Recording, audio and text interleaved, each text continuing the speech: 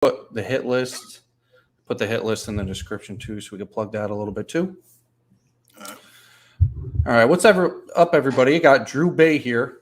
Drew Baye is somebody that I actually learned quite a bit about, not only exercise from over the last probably 10 years, but a lot about high intensity training, obviously. I'm a member of Drew Baye's Hit List, which is a private community where you can learn the real intricacies of exercise if it interests you. I've been a member for probably about 2 or 3 years now, learned a lot from there. And personally from Drew myself, I've learned quite a bit. And just like he'll change your mind, most of your minds about exercise, he changed mine probably about 10 years ago. And since learning from Drew Baye, Doug McGuff, even Ken Hutchins, I improved my training approach and improved the physiques and health of hundreds and hundreds of people over the year, just like Drew has. Today, we're going to go over his background, debunk some myths in detail. Drew will go in detail, ripping this stuff apart, so that way you guys can hear it from somebody else. A lot of the things I talk about on my channel, I didn't make this shit up. I'm just kind of relaying the information. Drew Baye's been teaching and debunking this stuff a lot longer than I have. So if you guys have questions about some of the common fitness nonsense, feel free to ask. Please do not ask questions about your training frequency or your workouts or whatever, because I've asked those a million freaking times. Whether or not you train once or twice a week doesn't matter. All right. So no more asking. So everybody, this is Drew Baye. Pleasure to have you on finally. I think a lot of people are going to learn a lot from you today. So why don't we start by just kind of going over your background? Wow. Trying to think how far back to go. I started working out incorrectly, probably when I was about 11, 12 years old, just for martial arts. Just body weight stuff that they had us doing in classes, and started lifting weights about 13 and for football, and got a lot of bad advice on how to do that from coaches and friends who learned from their older brothers who got the same bad advice from their coaches, and continued following typical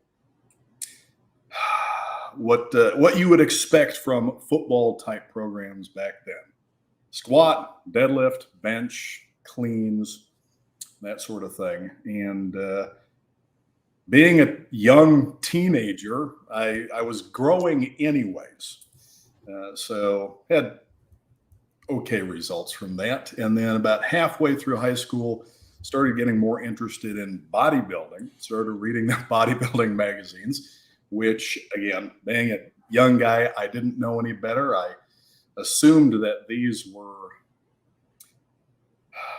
providing legitimate information on exercise, not being aware that they're basically just big supplement catalogs.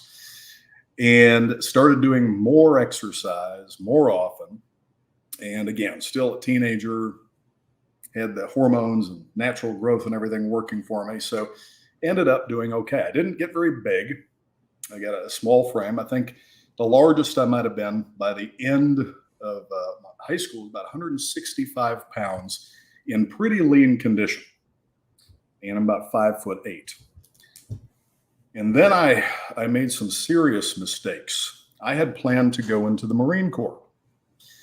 And unfortunately, I found out after a while, literally when getting ready to get on the bus to go down to the Great Lakes, that they did not get my waiver approved because of my hearing. I have no hearing in my right ear. But in the time leading up to that, I started doing a lot of running.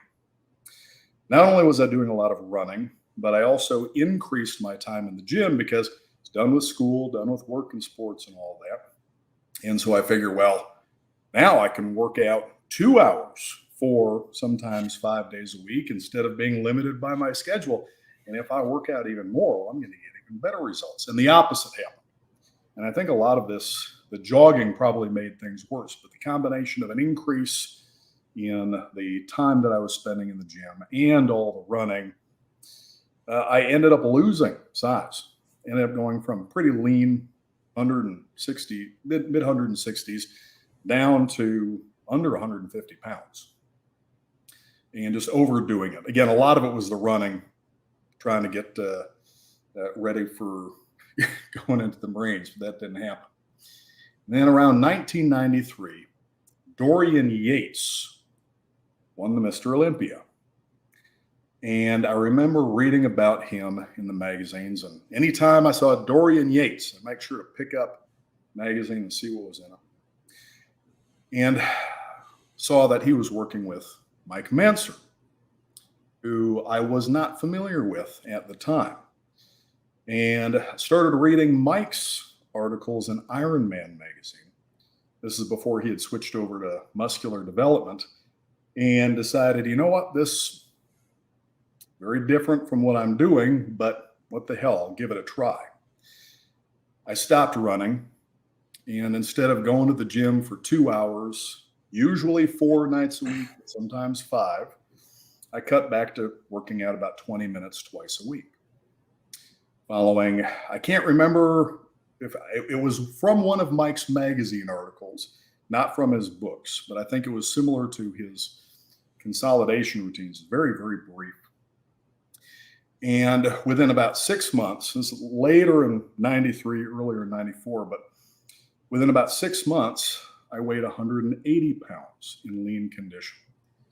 I had regained all of the muscle that I'd lost by increasing the time in the gym and with all the running, and then went past that. I know a lot of people, if I say I put on 30-something pounds and was in lean condition in about 6 months, they're like, well, that's absolute bullshit. There's no possible way anybody could gain that much muscle without I get a lot of accusations of steroids at the time. But it's important to point out that I was regaining 15 of those pounds. So actually, I regained the weight very quickly, and then most of the rest of the time was increasing on top of that. And a couple things happened as a result of this. People in the gym saw that I was growing pretty rapidly. And you know, if you go to any gym, you're going to see 100-something people, and some of these guys have great physiques, and some of these guys have mediocre physiques, and a lot of people just look like crap. And everybody kind of assumes that the people who look the best know what they're doing, failing to appreciate the differences in genetics, not realizing it's not about how good you look, but rather how much you've improved. If there's a guy with really good genetics who's about 200 pounds in muscular condition, he joins a gym and does the typical nonsense, a lot of time wasting crap, and 2-3 years later, he's still 200 pounds in about the same condition.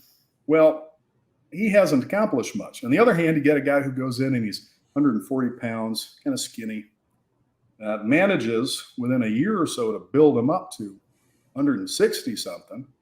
Well, he doesn't look as impressive as the guy who weighs 200 pounds in muscular condition, but he's accomplished far more in that short time than the other guy has the entire time he's been there. Unfortunately, a lot of people don't really get this, but it worked in my favor. I was gaining all this muscle, and people were noticing, and I started getting people asking me, what are you doing? I talked to them about Mike Manser's stuff, and most of them are like, well, that's bullshit, despite the fact that they're asking me because they saw the results that I was getting. And a few of them, however, asked me to start training them.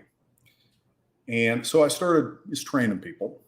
And that was not, I wasn't an employee of the gym, and they didn't like that, and the other trainers didn't like that. And they especially didn't like the fact that when people asked me for advice, I specifically showed them the other trainers and said, whatever they're doing, do the opposite, because they don't know what the hell they're talking about, which was the case and still is. If you go to most gyms, you want to know what to do, watch the personal trainers and do the exact opposite, because almost all of them are completely clueless. Most of what they're doing is silly time-wasting bullshit. So that didn't go over. They said, okay, you can't do this. I went to another gym, started doing the same thing there, and was told the same thing. I remember I had a talk with the head trainer, and he said, if you want to do this here, you need to actually work for us, and we need you to get certified. And he said, you got to get your NSCA, CSCS. And he was telling me all about it, and being familiar with Mike's stuff and the results that I got from that, and hearing him tell me the same stuff my football coaches told me, which didn't work out. So I was thinking, well, the NSCA sounds like they're full of shit. I don't want to do that. And very fortunately, about the same time, there was a gym in Green Bay that became a Gold's Gym. This gym had been around for a while, it's a family gym, but they became a Gold's Gym franchise. And it was located very close to the University of Wisconsin, Green Bay, where I was going at the time. So I figured, you know what? I'm going to go there. I'll apply for a job. I'll be a trainer. I'm not going to do this NSCA bullshit. And I went in. They had this big grand opening thing. And people at the front desk pointed me to one of the owners, a guy named Mike Moran. And I remember being nervous because I was thinking, I'm going to go ask this guy for a job. And he's going to ask me what my qualifications are. And I'm going to tell him I'm doing Mike Mentzer's heavy duty training. And he's going to tell me that I don't know what I'm talking about, just like everybody else, because he's going to be one of these NSCA or ACE clowns. I was thinking, you know what, I'm going to give it a shot anyway. So I go and I talk to him, and I start talking about Mike Mentzer, and I'm waiting for the argument to start. And he said, I'm going to stop you right there. I'm a phone client of Mike Mentzer's. And so right away, we hit it off, and he said, tell you what, can't just hire you. I need to make sure you know what you're doing. So you can come in and shadow me and some of the other trainers for the next few months. I'll train you, learn how to do this. We'll see how things work out. Also, you're going to need to get certified and recommended Ken Hutchins Super Slow Exercise Guild for the certification. They were doing Mike Mentzer style workouts, but with the super slow repetition protocol. And again, as all this other stuff is happening, I'm a regular at GNC. So they also saw what was happening with just the progress that I made in that time. I ended up getting modeling work at GNC. GNC led to other fitness modeling work and stuff like that. So I was making money doing that, making money training, and decided to switch from pre-med to doing exercise physiology, which I don't know how much I want to go into that, except it was most of what was being taught in the exercise physiology was when it came to actual practical application rather than physiology, was just as stupid as a lot of what the muscle mags were promoting and some of these other organizations. I remember getting into an argument with James. Can't remember. I should remember his name. He was one of the exercise phys professors there at the time. It'll come to me. People would raise their hands to ask a question. He would answer the question. I'd raise my hand, and when he called on me, I would explain why his answer was wrong and then answer it. And James Marker, I'm not sure if he still works there, but yeah, it's Dr. James Marker. And he'll probably remember, I don't know if he'll come across this, maybe if he's still there and there's a student, somebody will mention it. But he became so frustrated one day. The multiple sets came up, single versus multiple sets came up, and started arguing with him. And he said, if you know so much, why don't you teach the class? And he stormed out. So I said, all right. And I got up and I walked up to the front of the class and I started talking about Mentzer's stuff and single versus multiple sets and all of this. And anyway, jumping ahead a little bit further, because Mike Moran was a phone client of Mike Mentzer's, we got to sit in on conference calls that he had with him monthly. And that's how I met and started talking with Mike Mentzer. We continued to talk by phone and email until he passed away. Actually, he had invited me to come out and stay with him in Marina del Rey for a while. And I regret that I did not take advantage of that when I had the opportunity. I figured, you know what? I got to set aside some money. I can't stop working for even a couple of weeks just to do this right now. I figured, later, and then there was later. Also, through Mike Moran, I was introduced to Ken Hutchins, and we came down here to Florida to, I think it was the 1995 Super Slow Exercise Guild Convention. And I decided then I'm going to move here. And so in February of 1996, with just a few $100s in the bank and whatever I could fit in my car, I drove down here, stayed with a girl that I met through the convention who was a trainer for a little while until I found my own place, and then worked selling fitness equipment part-time while I was building up a clientele, which fortunately picked up pretty quickly. And then pretty much for the past, since 1996, spent a lot of that time working with Ken Hutchins, eventually, cutting back and just doing part-time one-on-one training at home. And that gradually was replaced by consultations and ebooks. And eventually, it's still about 50% consultations, but also run 50% that, but also writing and running the hit list forum / online training group. So I could probably, if I filled in all the details, we could be talking about this for another couple of days or so. But that's the sort of the overview, how I got into it and I ended up down here. Cool. Yeah. I mean, that's kind of a similar story to me. I was the same. I think it was like 23, 24 years old, trying to get into fitness modeling. And the agent said I needed to put on more size. And I had been training 5-6 days a week, doing the traditional push-pull legs. Wasn't putting any size on. I came across your video and Dr. Doug McGuff's video and then changed it. Within about 4 months, I went from about 192 to about 202 just by cutting back, training harder. And the same thing happened. People started asking me, what are you doing? I said, you're not going to believe it, but this is what I've been doing. And just like you, since then, just been teaching it. So it's kind of funny how that kind of works out that way. But we could probably agree that the way most people train is not really based off of logic and more so tradition. So like we look at tradition and fads. Yeah, we look at, volume training. Well, the bodybuilders do this. Why? I mean, it's obvious that people will look at the bodybuilders and assume they must know the most because they're the biggest. But where did this whole volume thing come from? Wasn't there a time back in the early 1900s, even with DeLorme Watkins, where they knew that volume wasn't effective? But where did this come from? Well,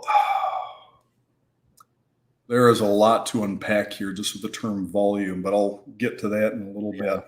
So people used to just perform one set of an exercise. There wasn't this idea that you would do all these sets. They would do an exercise, and then they would do another exercise and another exercise. They would just do one set per exercise. That was the typical way of training. And you see a lot of people, if you see some photos of older, the strongman competitors and physical culturalists of the earlier part of the last century, you see some people, obviously with good potential, built some decent physiques doing that. And what kind of started the whole multiple sets thing was in the early 1950s, physicians, DeLorme and Watkins, published a book called Progressive Resistance Exercise. And the method that they were recommending was 3 sets of 10 repetitions with 50, then 75, then 100% of your 10 repetition maximum. And this was based on their work with rehabilitating soldiers coming back from the war. And it was specifically meant as a rehabilitative protocol. The first 2 submaximal sets being to kind of warm up the injured body part for the max effort 3rd set. This is where this started. And even in their book, and I've got a copy of it down here, all my exercise books are within reach. Progressive Resistance Exercises. There's a guy named Bill Hinburn that does reprints of a lot of these old books. So a lot of them are still available. They even mention in their book that 3 sets are not necessary, that this is a rehabilitative protocol first and foremost. And then a bunch of other things happened, which probably contributed to this. So, one, at the time, athletes believed that strength training was counterproductive, that it would not improve their performance. Instead, that it would make them bulky and slow and inflexible. That's where the term muscle bound came from. Somehow that it would be, counterproductive. And they started realizing that this was not the case, that strength training was beneficial, but had nobody to turn to, no professional organizations for advice. And so they looked to the competitive weightlifters. And back then, Olympic weightlifting was the type of competitive lifting. Powerlifting wouldn't start to become popular until later on. And the Olympic weightlifters gave them advice based on what they found worked for competitive weightlifting, which is very different than what is best for exercise, for either general improvements in functional ability or preparing somebody for a particular sport.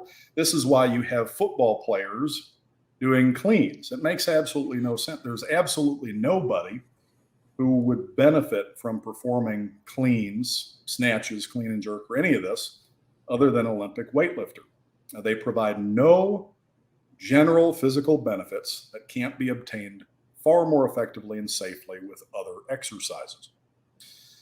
If you are practicing a competitive lift, it benefits you to practice the lift multiple times. Or if you're doing powerlifting, usually multiple sets of doubles or triples, rather than just to perform a single set, because you're not just exercising, you are practicing a skill that benefits from more frequent practice.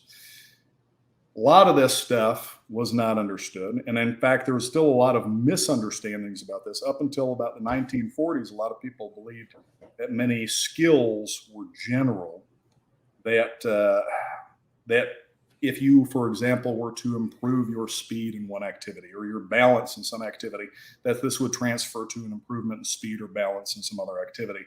That was found out to not be the case, but by the time the person who was responsible for a lot of the original research said, hey, I was wrong about this, his mistakes had already become popular and people didn't listen to his corrections. So without going too much off on that, we also have steroids becoming more popular.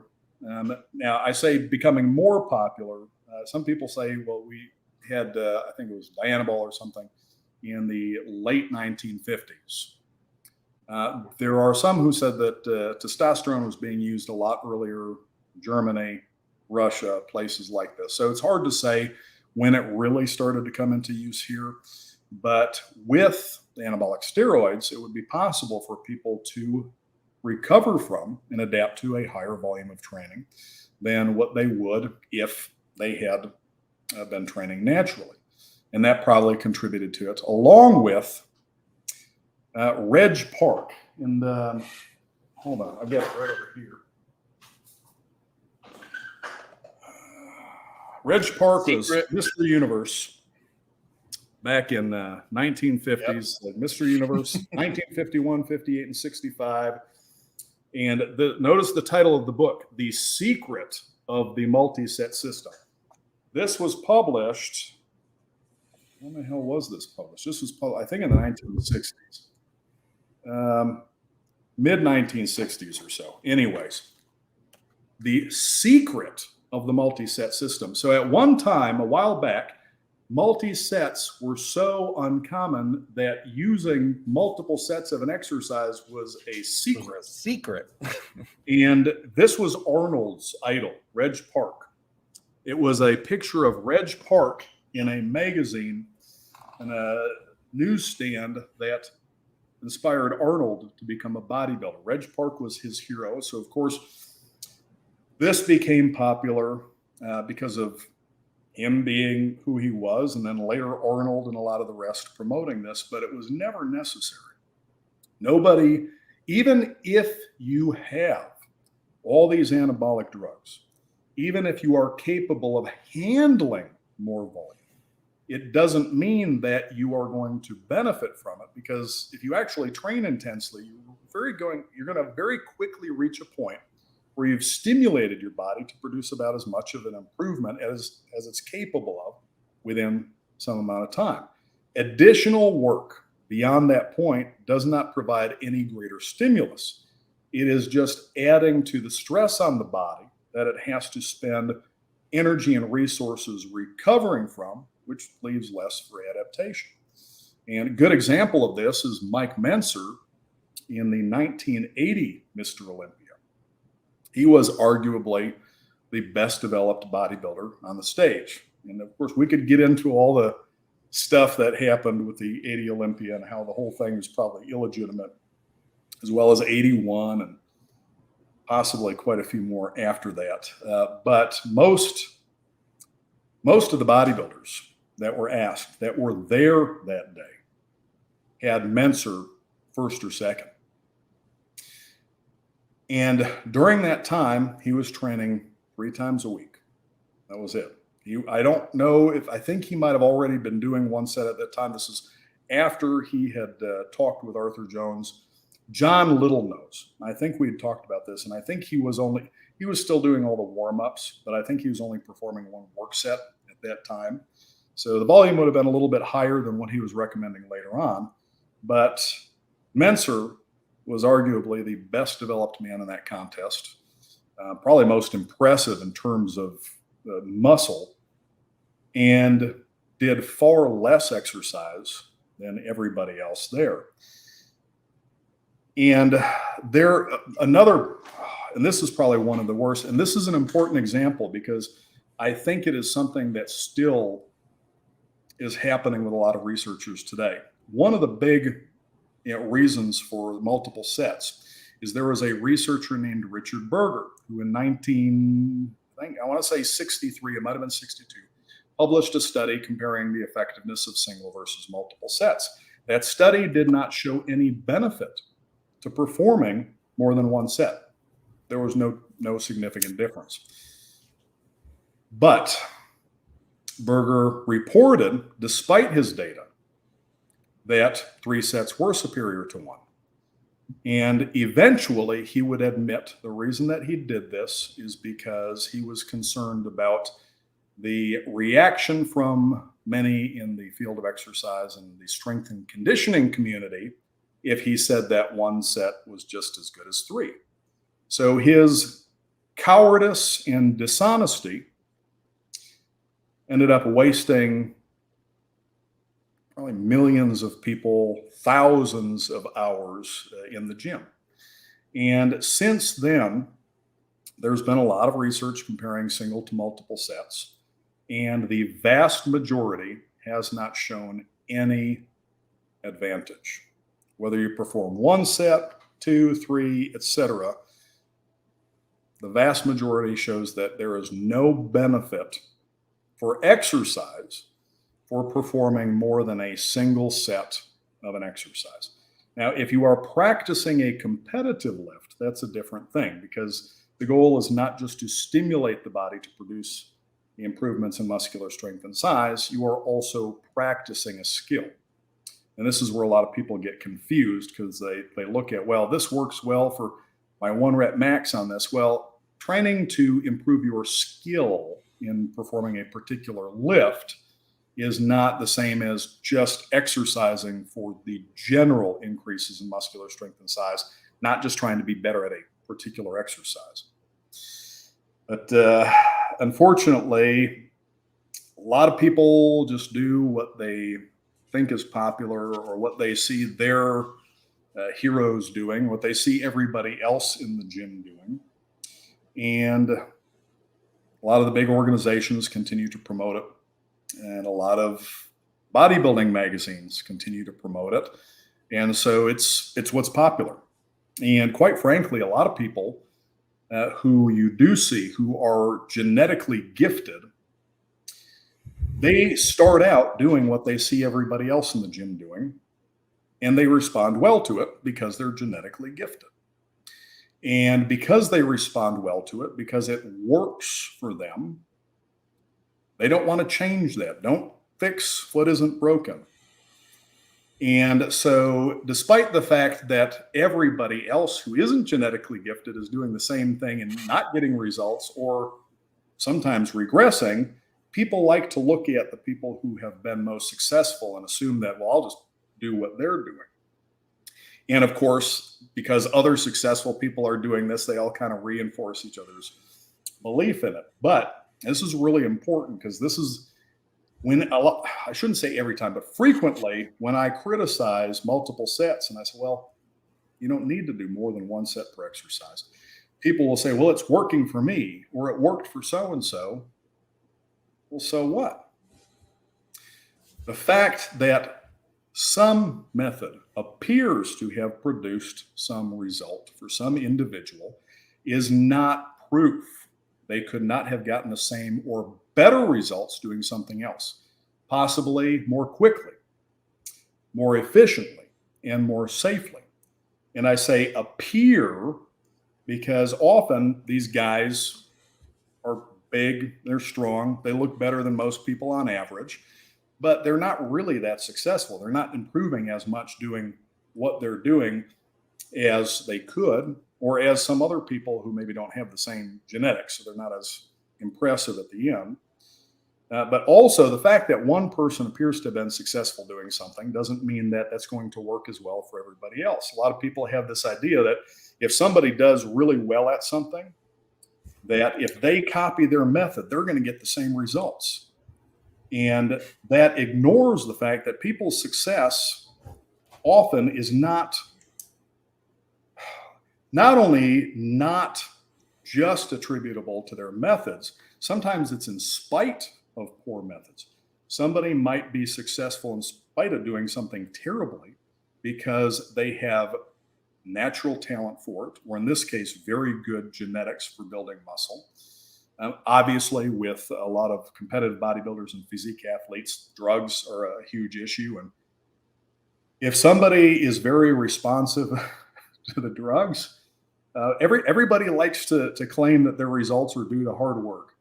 But there are some people who, if they're just really responsive to the drugs, they can do just about anything in the gym, even somewhat half-ass it, and still develop pretty good physique. So you have all of these things, the tradition, the lack of critical thinking and understanding things like selection bias. And it all contributes to this belief that people have that you need to do multiple sets and that you need to train in the way these people train because look at them, it's working for them. I guarantee though, if you were to take any of the top bodybuilders today, best in the world, and you were to have them start over, take them back 10 years or to whenever they started working out, every single one of the top bodybuilders in the world, and you had them take the exact same drugs they're taking, and you have them follow the exact same diet, because it's a huge, huge part of it, but you had them perform half as much exercise, half as often, twice as hard, they would all end up looking just as good, if not better. Most of them are just wasting their time in the gym. And unfortunately, they're beating themselves up in the process because of it. And I hate to use him as an example because he's kind of the reason I'm here doing this. Really, if it wasn't, I like to credit Mike Menser and I like to credit Ken Hutchins for much of what I've learned, and then later Arthur Jones. But Dorian Yates is the reason I got started in this. And unfortunately, although, the guy trains as hard as anybody, harder than most people could conceive of, but his form is absolute shit. Yeah. I have his DVD. I actually have autographed copies of his DVDs. I've got somewhere in the, I got everything. Well, he's got a torn biceps and a torn triceps to show for it. Oh, yeah. Let's see. Where is it on the inside? So I've got you can see the writing on there. So I got these autographed and everything. Big fan. Dorian obviously kind of changed bodybuilding when he came on the scene. And a lot of it was the increase in the drugs and the types and the amounts that they were taking. But still, if he had trained with the exact same volume and frequency, or actually even less than what he was doing, but instead of yanking and heaving and jerking and dropping and slamming weights, if he had just slowed down and performed these exercises with much stricter form, he never would have had all those injuries. Contrary to what a lot of people believe, injuries have nothing to do with how hard you train. Nothing at all. You can train as hard as is humanly possible and never injure yourself as long as you are using strict form, as long as you are positioning your body correctly, as long as your path and range of motion is appropriate for the exercise, and most importantly, as long as you are applying force in a very gradual and controlled manner. A lot of people say, oh, if you lift too heavy, if you lift too hard, you're going to hurt yourself. An example that I like to use, and I usually bring this up with new clients, is imagine we walk out the door into the parking lot right now. There's a pickup truck out there. And I'm going to have you attempt to pick up that truck by the bumper. You can't lift it. It's way too heavy. It's heavier than any weight that I will ever have you attempt to lift during any of these exercises.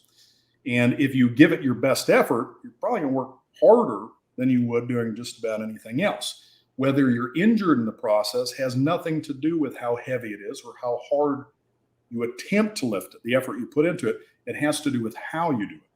Now, if you grab that bumper and you set your back so it's straight, you get your hips low, and you begin to pull very lightly. And then you gradually pull a little harder and a little harder, slowly ramping up your effort until you are pulling as hard as you can.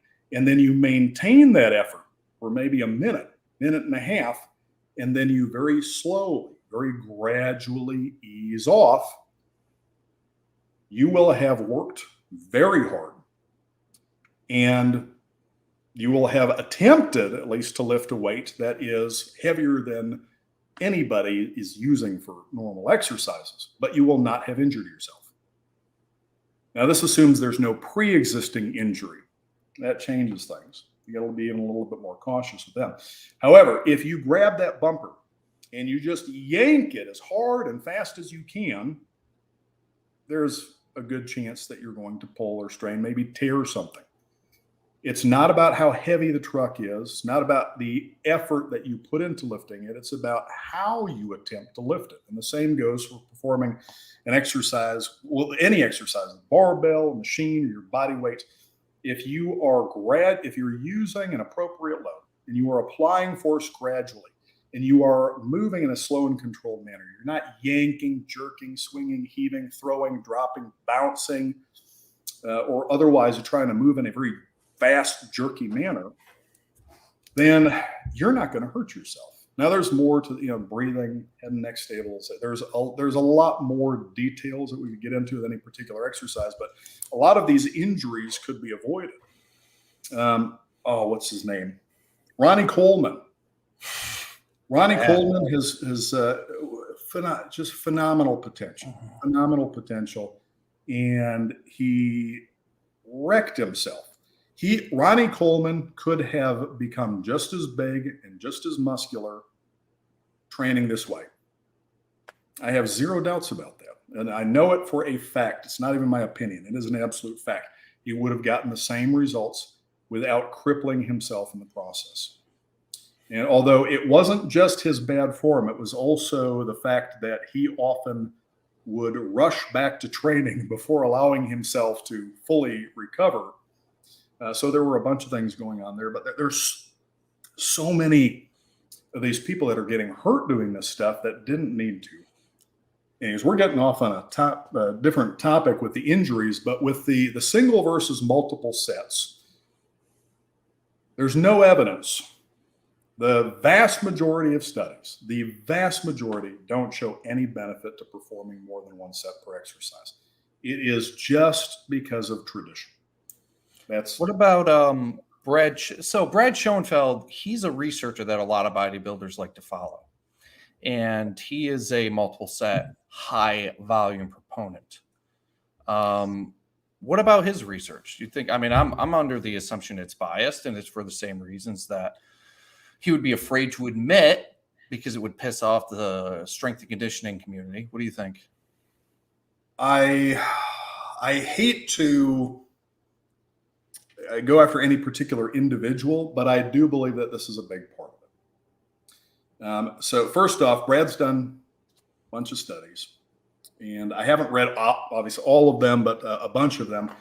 And quite frankly, I mean, there's the vast majority don't support multiple sets.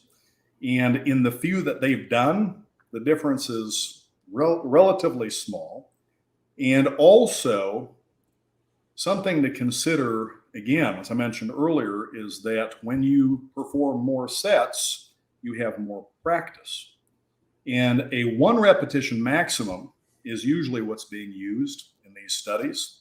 And a 1 repetition maximum test is not a test of just strength, but also your skill in performing the exercise. Somebody who's practicing more is going to tend to do better, regardless of the strength.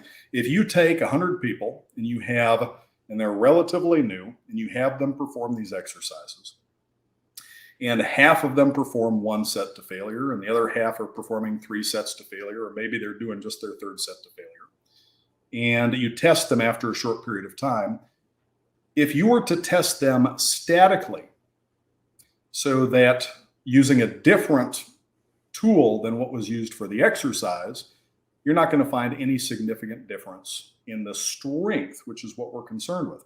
Most people don't strength train because they want to get better at bench pressing. They strength train because they want the strength for all of the things that they're doing physically. Now, if your goal is to be better at bench pressing, if you're a competitive power lifter, then it makes sense to practice more, although you still have to be careful about the total volume so that you're not overtraining. So this is a factor. But the interesting thing is, despite the fact that they do get a lot of practice, the difference in results is still usually small. So a lot of times when they're saying multiple sets produce better results than single sets, they're talking about a difference that is so small that it's often well within the margin of error of the type of tests that they're using. And also, again, more practice improves skill, and skill is a significant part of the performance of a 1 rep max. So I would imagine if all of these studies were redone, and instead of 1 repetition maximum testing, they used static testing with different equipment for the same muscles involved, they would find that, well, again, that there's no advantage to performing multiple sets. But something else that a lot of people fail to consider is that the way most people define exercise volume is wrong. There's this assumption that volume of exercise is about the number of sets and reps that you are performing, or sometimes mechanical work, weights and reps and sets, which is nonsense. To define volume of exercise, first we have to ask what exercise is. Exercise is a stress on your muscles' ability to perform their function, which is to produce force. A lot of people, you have to ask, well, what's the function of a muscle? Oh, it's to move your body. No, it's not. The job of your muscle, the primary, all of your tissues do a bunch of different things. But the primary job of your muscles is to produce force. That force can be used to move your body, or that force can be used to prevent your body from moving, to just hold. If I don't know, pick up this and I just hold it perfectly still, I'm not moving. I'm using my muscles, producing just enough force to keep it. So their job is to produce force. How do we do this? How do we place a demand on your muscles' ability to produce force? Well, by producing force with them, by contracting them against resistance. Resistance is a force that your muscles contract against to overcome, to lift or hold or lower a weight. And we do this against enough resistance that we are able to very deeply fatigue the muscles within a relatively short time. If we reduce your muscles' ability to produce force significantly in a short time, we are placing a demand on that system, muscular system's ability to perform its function. And this stimulates the body to produce an improvement in that function so that the next time you encounter that same stress, you have to meet those same demands, you're a little better at it. You have a little more energy in reserve afterwards. So it is about contraction against resistance, not about movement, not about how many times you make a weight go up and down. If you take a weight and you lift it in 3 seconds and you lower it in 3 seconds 10 times, you have performed 60 seconds of work against resistance. And if you then perform the exercise lifting in 10 seconds and lowering in 10 seconds, 3 times, you have still contracted against the same average resistance for 60 seconds. And these are not identical. If we get really deep in the weeds, there are some differences as you begin to change speed, but pretty much the same. If you lift and lower in 3 seconds 10 times, or you lift and lower in 10 seconds 3 times, the average effort over time is going to be similar, and so is the effect on your muscles. Now, suppose we don't lift or lower the weight at all. Let's say we just hold the weight for 60 seconds in a challenging position. You will have done 0 reps, or you might call that a single static rep, but you will have performed 0 mechanical work, but you're still fatiguing the muscle to a similar amount in a similar time frame. You are still performing exercise. You are contracting the muscles against meaningful resistance, fatiguing them deeply within a certain amount of time. So obviously, it's not about the number of times you make the weight go up and down. It is about your effort over time and how deeply you fatigue the muscles. So consider further that most people's reps are very short. In fact, I recently talked about this in the hit list. Somebody asked a question about training to momentary muscle failure, and they actually showed, and this is another reason that I'm very skeptical of all these. And again, I've talked with Brad online. He's a nice guy. I don't have any personal disagreements with him or anything like that. And if he watches this, hey, I'll be glad to coach you sometime. I've seen a video of him performing a set to failure and doing pull downs, and the reps were about a second both ways. Actually, it was maybe a little longer than a second both ways, but they were maybe between the entire rep, not just the positive or negative phase, but the entire rep was under 3 seconds. And he did a few of these, and then at one point he just stopped, and that's it. That's not training to momentary muscle failure. Mike Israetel has posted videos with the same thing. I hate that guy. I personally don't like that guy. I saw him at the Arnold. Oh man! And I figured, you know what? I said, I'm not gonna say anything. I'm just gonna, because there was a big thing back and forth with him and Lyle McDonald a while back. Mike Israetel making all sorts of claims about training to failure and stopping X reps short of failure. Right. Even a certain amount of reps in reserve. Lyle McDonald correctly pointed out that Mike Israetel was not training to failure. Same thing for Brad in his video, which makes me question whether any of their research subjects are actually training to failure. Real quick, if anybody wants a very, very detailed discussion of this topic, there's like an hour-long video on repetition speed and momentary muscle failure in my hit list group. But the amount of force that your muscles can produce varies during different phases. Most people know you're stronger lowering a weight than you are holding it. You're stronger holding a weight than you are lifting it. What a lot of people do not know is that the speed of positive contraction or concentric contraction also affects your positive strength. So the faster you attempt to lift a weight, the less force your muscles are capable of producing, because the myofibrils are sliding past each other more quickly. You don't have as many cross-produced forms. So what you end up seeing is, as somebody fatigues, they go slower and slower to be able to maintain enough force to move against the resistance. So when somebody is lifting and lowering at a typical cadence, if they're going one up and one down, what you will see as they get close to momentary muscle failure is maybe a rep takes about 2 seconds and maybe another one takes 3-4 seconds. The last couple repetitions, if they're actually going to momentary muscle failure, gets slower and slower to where they're barely moving. If somebody is lifting and lowering at a particular cadence and then just stops, they haven't achieved momentary muscle failure. They've stopped when it got too hard for them to continue at their pace. You want to go to the point where positive movement is impossible without changing your body position or path and range of motion. But you want to go until positive movement in strict form is impossible at any speed. Even if that last rep is just really creepy slow, it's less obvious when you're moving slow to begin with. If you're taking 5 seconds, 10 seconds to lift the weight, 5 to 10 seconds to lower the weight, you'll still see that though. A lot of times it'll get slower and you will gradually slow to a stop. But when people are doing typical fast reps, their speed just does this when they get close to momentary muscle failure. So these people are.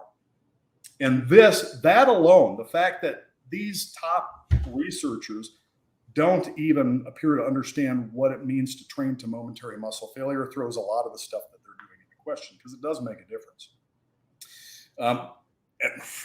There's a lot more that's related to that. I don't want to go off on too many tangents because I'll lose track of the point. But with regards to Brad's research on single versus multiple sets, again, a couple studies, they don't actually show that big of a difference. And this is compared to decades of research that doesn't show any advantage. And they're using 1 repetition maximum to measure this instead of static testing. So skill is a factor. And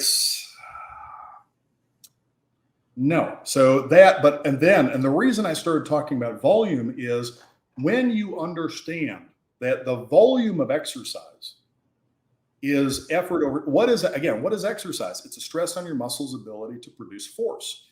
It's not about how many times you make a weight go up and down. You can stress your muscles' ability to produce force without performing any movement at all.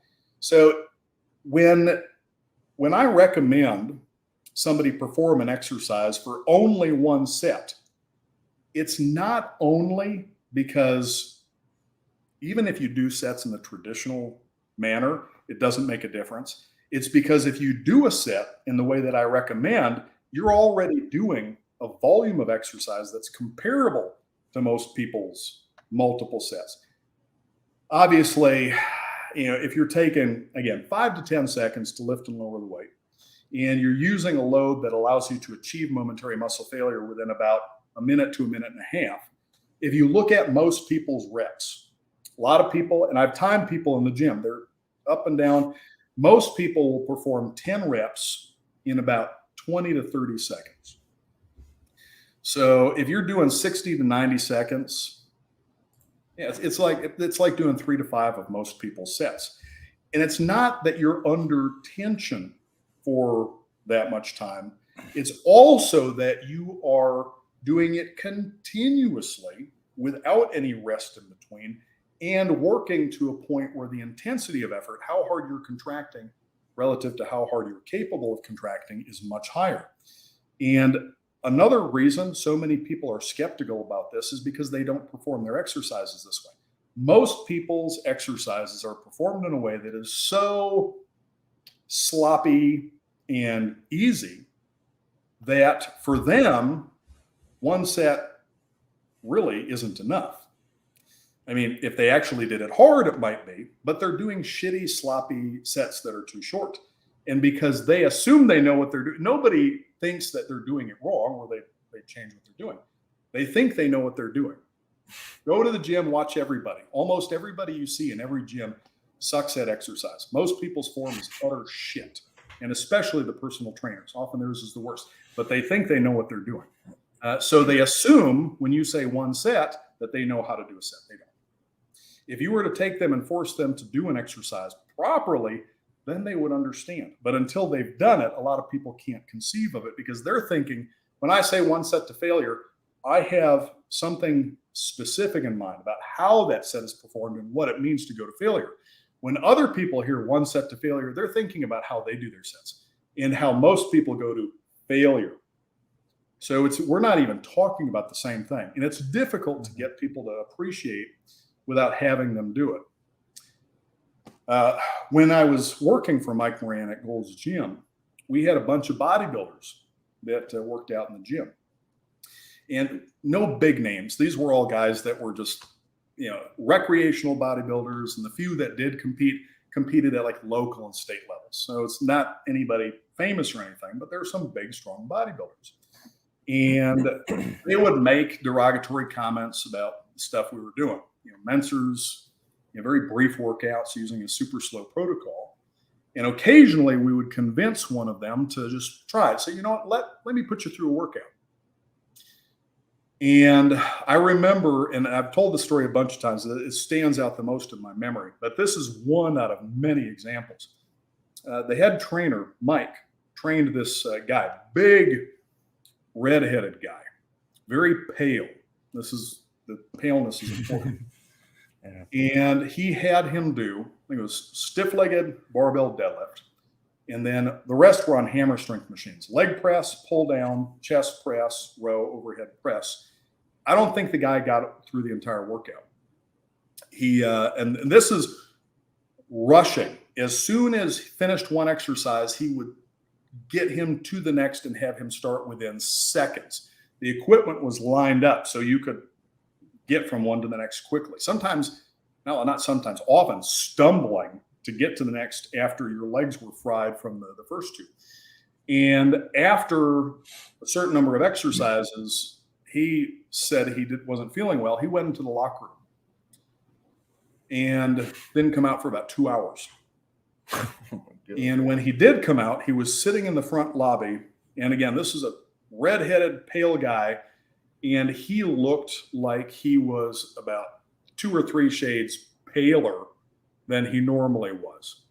And he was sitting there just kind of dazed. And Mike asked him if he was okay. And he said, yeah. I said, well, what's going on here? He says he's waiting for his girlfriend to come pick him up because he didn't feel like he was okay to drive home. And we didn't see him back in the gym for a few weeks. When he came back, he was back over by the free weight area doing the same shit he'd been doing before. And Mike asked him, what are you doing? Why are you back doing this stuff? He said, well, your way is too hard.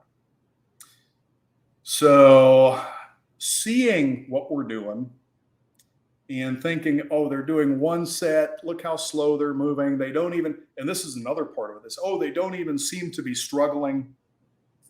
A lot of people don't realize that you can train intensely without making stupid faces and grunting and yelling, all that dumb shit. That doesn't mean you're training hard. That has nothing to do with it. It means you lack discipline. When you're performing an exercise, there's no reason to make stupid faces. There's no reason to. In fact, you don't want to be grunting or yelling or screaming or any of this stuff. You should be stoic. Your face should be expressionless. Mouth should be hanging open. You should just be breathing the entire time. The first repetition and last repetition should look almost identical, except for you're going to be going even slower on the last rep and you're going to be breathing harder. But there's no reason to be doing all this and gritting your teeth and grimacing and all that dumb shit. When people are doing that, it's attention-getting behavior. They're trying to look like they're working harder, or they just lack discipline. That doesn't mean that they're working hard. None of that is an indicator of intense exercise. It's an indicator that somebody sucks at exercise. Their form is shit, because all of those things should be avoided. So when you see somebody who is doing an exercise and they're expressionless, they're breathing heavy, and they're just moving like a machine, no expression, face blank, and they gradually slow to a stop. They're still contracting because they don't know that they're at failure. You got to keep contracting for a few seconds just to be absolutely sure, and then slowly set down the weight. When they see that, when they see somebody who is stoic and who isn't putting on a show and engaging in all sorts of stupid attention-getting histrionics, they assume that they're not working hard, which is not the case at all. Somebody can pick up a barbell and do all that dumb shit. I'm sitting here doing it without even holding on to a barbell. Anybody can do that and put on a show. It's attention-getting behavior. Problem is that when you do that, anybody who actually does understand exercise is not impressed. They just look at you and think, what a dumbass. There's absolutely no reason for any of that. It's just stupid. I wonder if it's like just the personality of most bodybuilders, because I mean, most bodybuilders probably are seeking attention. That's probably why they get into the heavy drugs and all that shit too. It probably goes hand in hand. To be fair, a lot of them, they don't learn this. They don't know any better. They go to the gym and they see what everybody else is doing, and they just do what everybody else is doing. They have, to be fair, most people haven't even been exposed to this information. And unfortunately, when they are, a lot of people really are resistant to changing. One, because they don't want to do something different than what their friends and what everybody else in the gym is doing. They don't want to go against the grain. They don't want to go against the crowd. But also, a lot of people, again, have this mentality of, well, this has been working for me so far. I don't want to change and do something different. What if it doesn't, what if it doesn't work? So the whole, if it's not broke, don't fix it. So there's resistance to that. But also, if you get somebody who's been doing this for a while, and maybe they're a trainer or somebody, one of these influencers on Instagram, and they've been saying do A and B and C for however long they've been doing this, and they learn that A, B, and C are wrong. They're supposed to be doing X, Y, and Z. It is difficult for a lot of people to come back and say, hey, I was mistaken, and it turns out that instead of doing A, B, and C and telling you to do A, B, and C, I should have been doing X, Y, and Z and telling you the same. So part of it is not wanting to go against the crowd. Part of it is just not even being exposed to a lot of this information to begin with. And then some of it is just not wanting to admit that they've been wrong. And consider that if you are a researcher, if you are somebody who is getting paid to do presentations and courses or some of these big certifying and strength and conditioning organizations, and you come out and say, well, all of these position statements that this organization have been putting out are wrong. I will never get a speaking engagement for the NSCA, for ACE, for NASM. NASM is a fucking clown show. Or the IS. No, none of these organizations will ever hire me to teach a course for them. None of them will ever approve anything that I teach as a CEU. None of them would dare publish a thing I say because I frequently criticize all of the bad advice that they are giving.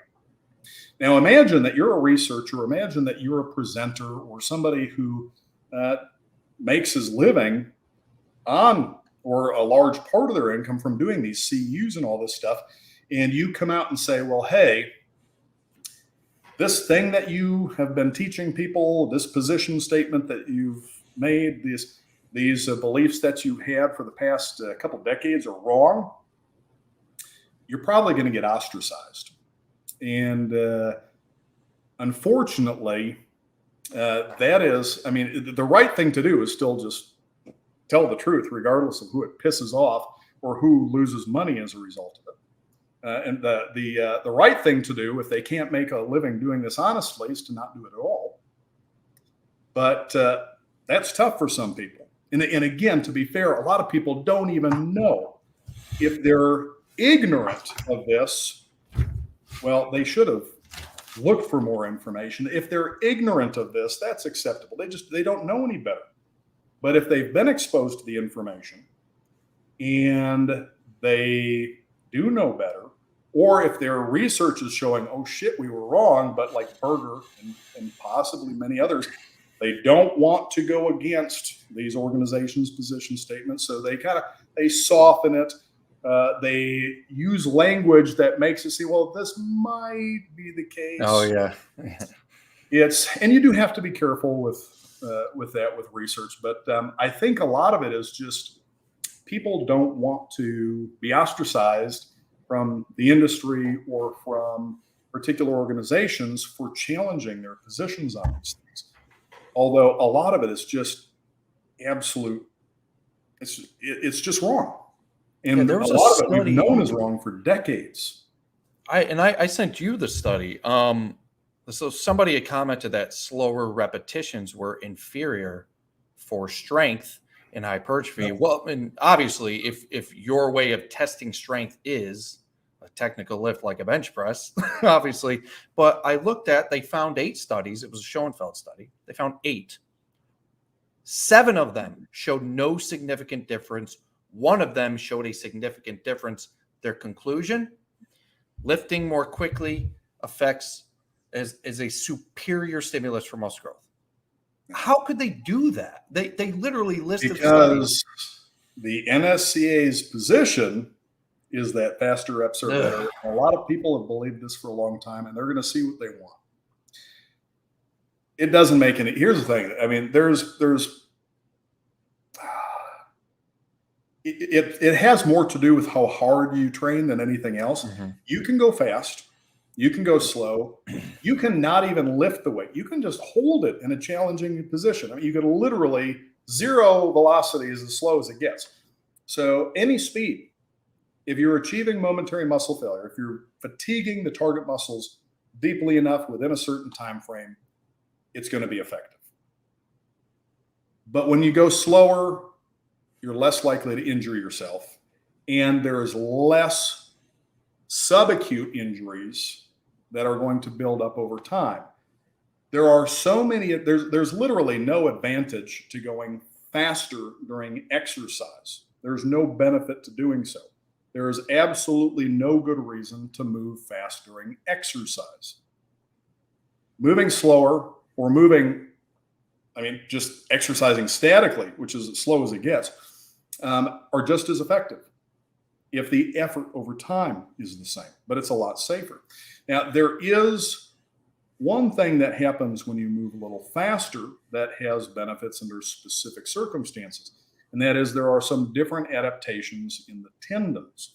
If you have faster, more abrupt loading, you are going to tend to increase tendon stiffness, versus with slower, more gradual loading, you are going to tend to increase tendon toughness more. The slower movement, which you're going to be doing during exercise anyways, is going to increase your resistance to injury. The stiffness will have a slight advantage for speed. But if you are practicing a sport, if you are practicing a competitive lift, if you are practicing some activity where you need to have that speed, that's where you get your abrupt loading. And you have to practice that activity for the skill anyways. There is no need, there is no benefit to also moving fast during exercise. In fact, you want to move slower during exercise because that will offset the greater risk of injury that comes with the increased stiffness. So I bring it up because somebody's going to jump and say, well, what about the effect on tendon stiffness and transfer? There's a bunch of things that people will go, oh, what if, oh, what if, oh, what if? I've already answered these questions probably hundreds of times each over the past 20 years.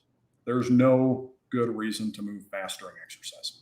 So like the abrupt loading you're going to get from jumping and sprinting is going to have that effect, which is going to you're going to get it when you're jumping and practicing sprinting. anyways. If you're a sprinter, you have to sprint. You have to practice sprinting.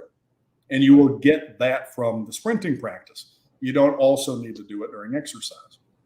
There's no transfer of speed of movement from exercises to other activities either. You get all these people saying, well, you have to move fast during exercise to recruit your fast twitch fibers. That's nonsense.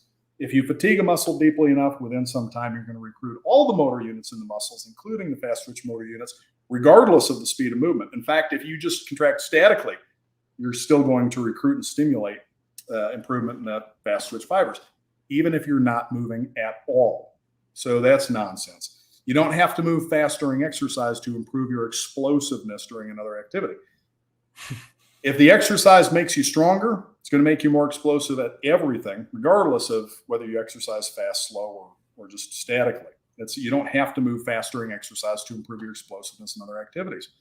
Imagine The most you can lift overhead one time is 100 pounds. You're not going to be able to lift it very fast. But if you take 50 pounds, you'll be able to lift it up and down pretty quickly. Now, suppose over a year of training, you double your strength. So now you're able to press 200 pounds overhead one time. That 100 pounds that you could only just lift very slowly when you started is now only as hard as the 50 pounds were when you started. And you can move that 100 pounds up and down faster because you're stronger. To be able to accelerate something more rapidly, you have to be able to apply more force to it. If your muscles are stronger, they're capable of producing more force. Regardless of the speed used to improve that strength, the greater force that they can produce will allow you to accelerate more quickly against the same resistance doing any other activity.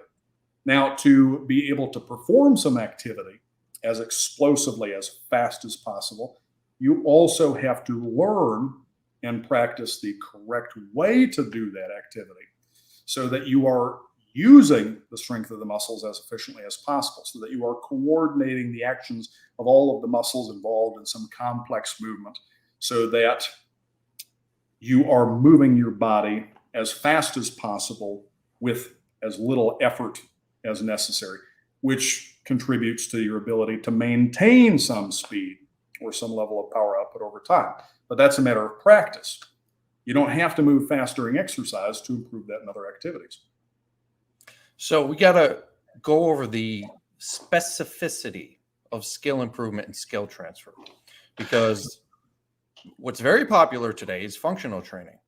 Functional training, bullshit. Yeah, I saw a post by a martial artist who he preferred to do leg exercises in one particular way because he said using a barbell, you're not going to be using a barbell in life, so it doesn't apply to real life activities. This is where functional training comes from. People believe that if you do an exercise that sort of resembles another activity you do in real life, it will make you better at that activity, which is so clearly wrong. And we can see the difference when it comes to typing on keyboards. I just got a new keyboard and I suck at it. Why? Because I practiced on a keyboard that looked exactly like this, but the difference is so small that I had a negative skill transfer. So what's the truth is, the closer an exercise is to the particular skill, the more potential for a negative skill transfer. But in most cases, this balancing on a Bosu ball, I saw a guy at the gym the other day standing on one leg on a Bosu ball and throwing a medicine ball at that trampoline thing and catching it, believing that that is somehow going to make him superior in the real world. So explain to us, I've explained many, many times, but we want to hear from you, why this is utter bullshit. Try to do the super brief version of this because the full presentation on just this topic is normally like a hour and a half, 2 hour thing. So what we're trying to do with exercise is improve the general factors of functional ability. Most people most people say fitness, what they mean is functional ability, your ability to perform physical activities. And there are a bunch of different factors. There are non-trainable factors, which it's important to understand what they are so that you understand how they affect our ability to perform physical activities and why people who differ in these might be better or worse at some activities. There are things like your bodily proportions, musculoskeletal geometry, your neurological efficiency. You can't really train those. They're non-trainable factors. We're not concerned with those during exercise, but they're important to understand. I'm not going to get into it here, though, because it's a whole other thing. When it comes to the things that we can train, there are general factors, and there's one specific factor. General factors are things that when you improve them, they transfer to everything else. Completely different activities benefit from improvements. If it's specific, then it only improves your ability to perform that particular thing. The factors, a lot of people, if you ask them to define fitness, they'll say things like agility and mobility. A lot of these different things are all combinations of 5 basic factors: your muscular strength and local muscular endurance, which is the only directly productive factor. It is the most important factor by far. Your muscles produce force to move your body, prevent it from moving and whatnot. Everything else just supports or permits the muscles to do their job. Cardiovascular and metabolic efficiency doesn't directly do anything. It supports the work the muscles are doing. Flexibility doesn't directly do anything, just permits movement through some range of motion. Bone and connective tissue strength doesn't directly do anything. It just transmits the force produced by the muscles. All comes back to the muscles. And body composition. Now, most people think body composition, they don't think of it as a factor of functional ability. They think about it as looking good at the beach or on a stage or in a bikini, whatever. But your body composition, your ratio of lean, especially muscle tissue, to fat mass is a factor of functional ability. How fat you are affects your ability to perform various activities. Body fat is additional weight and bulk. Weight that increases resistance to movement of your body. Obviously, if you are leaner, it's easier for you to climb a rope or stairs than if you're fatter. The bulk affects your ability to perform activities because if you are fat enough, it actually negatively affects your range of motion. And not just your range of motion, but because of how some people's fat is distributed, it affects their balance, their ability to get down onto and up off of a chair or floor or whatever. A few months back, we're in a mall, and there was some enormously fat woman. I mean, she was just gargantuan. She looked like she just crawled out of the ocean. It was just she was enormous. And she had with her this man who looked like he hadn't eaten in months. He was a twig. And she was sitting on a couch. And I remember this because my wife and son and I were sitting on a table not too far away. We'd stop to get there's a little sushi place in the mall. And she had sat down on the couch and couldn't get off the couch.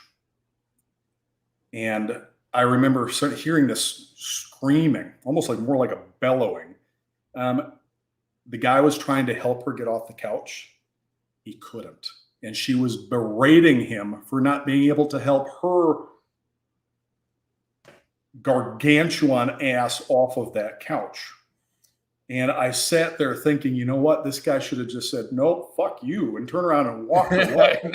He should have just pretended he didn't even know her and just left. But fatness is not just about appearance. It affects your ability to do things.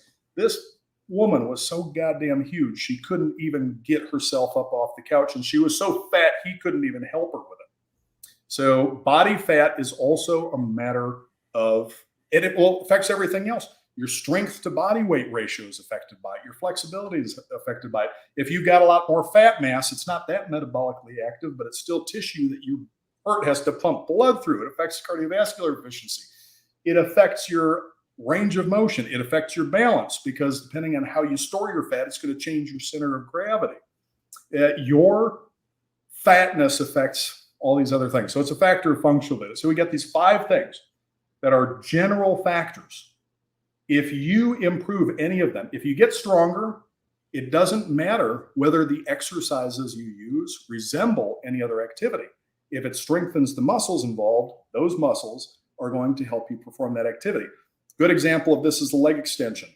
There are a bunch of utterly stupid motherfuckers who will tell you leg extensions aren't functional because there's no activity you're going to do in daily living or sports where you're sitting on a chair straightening your legs.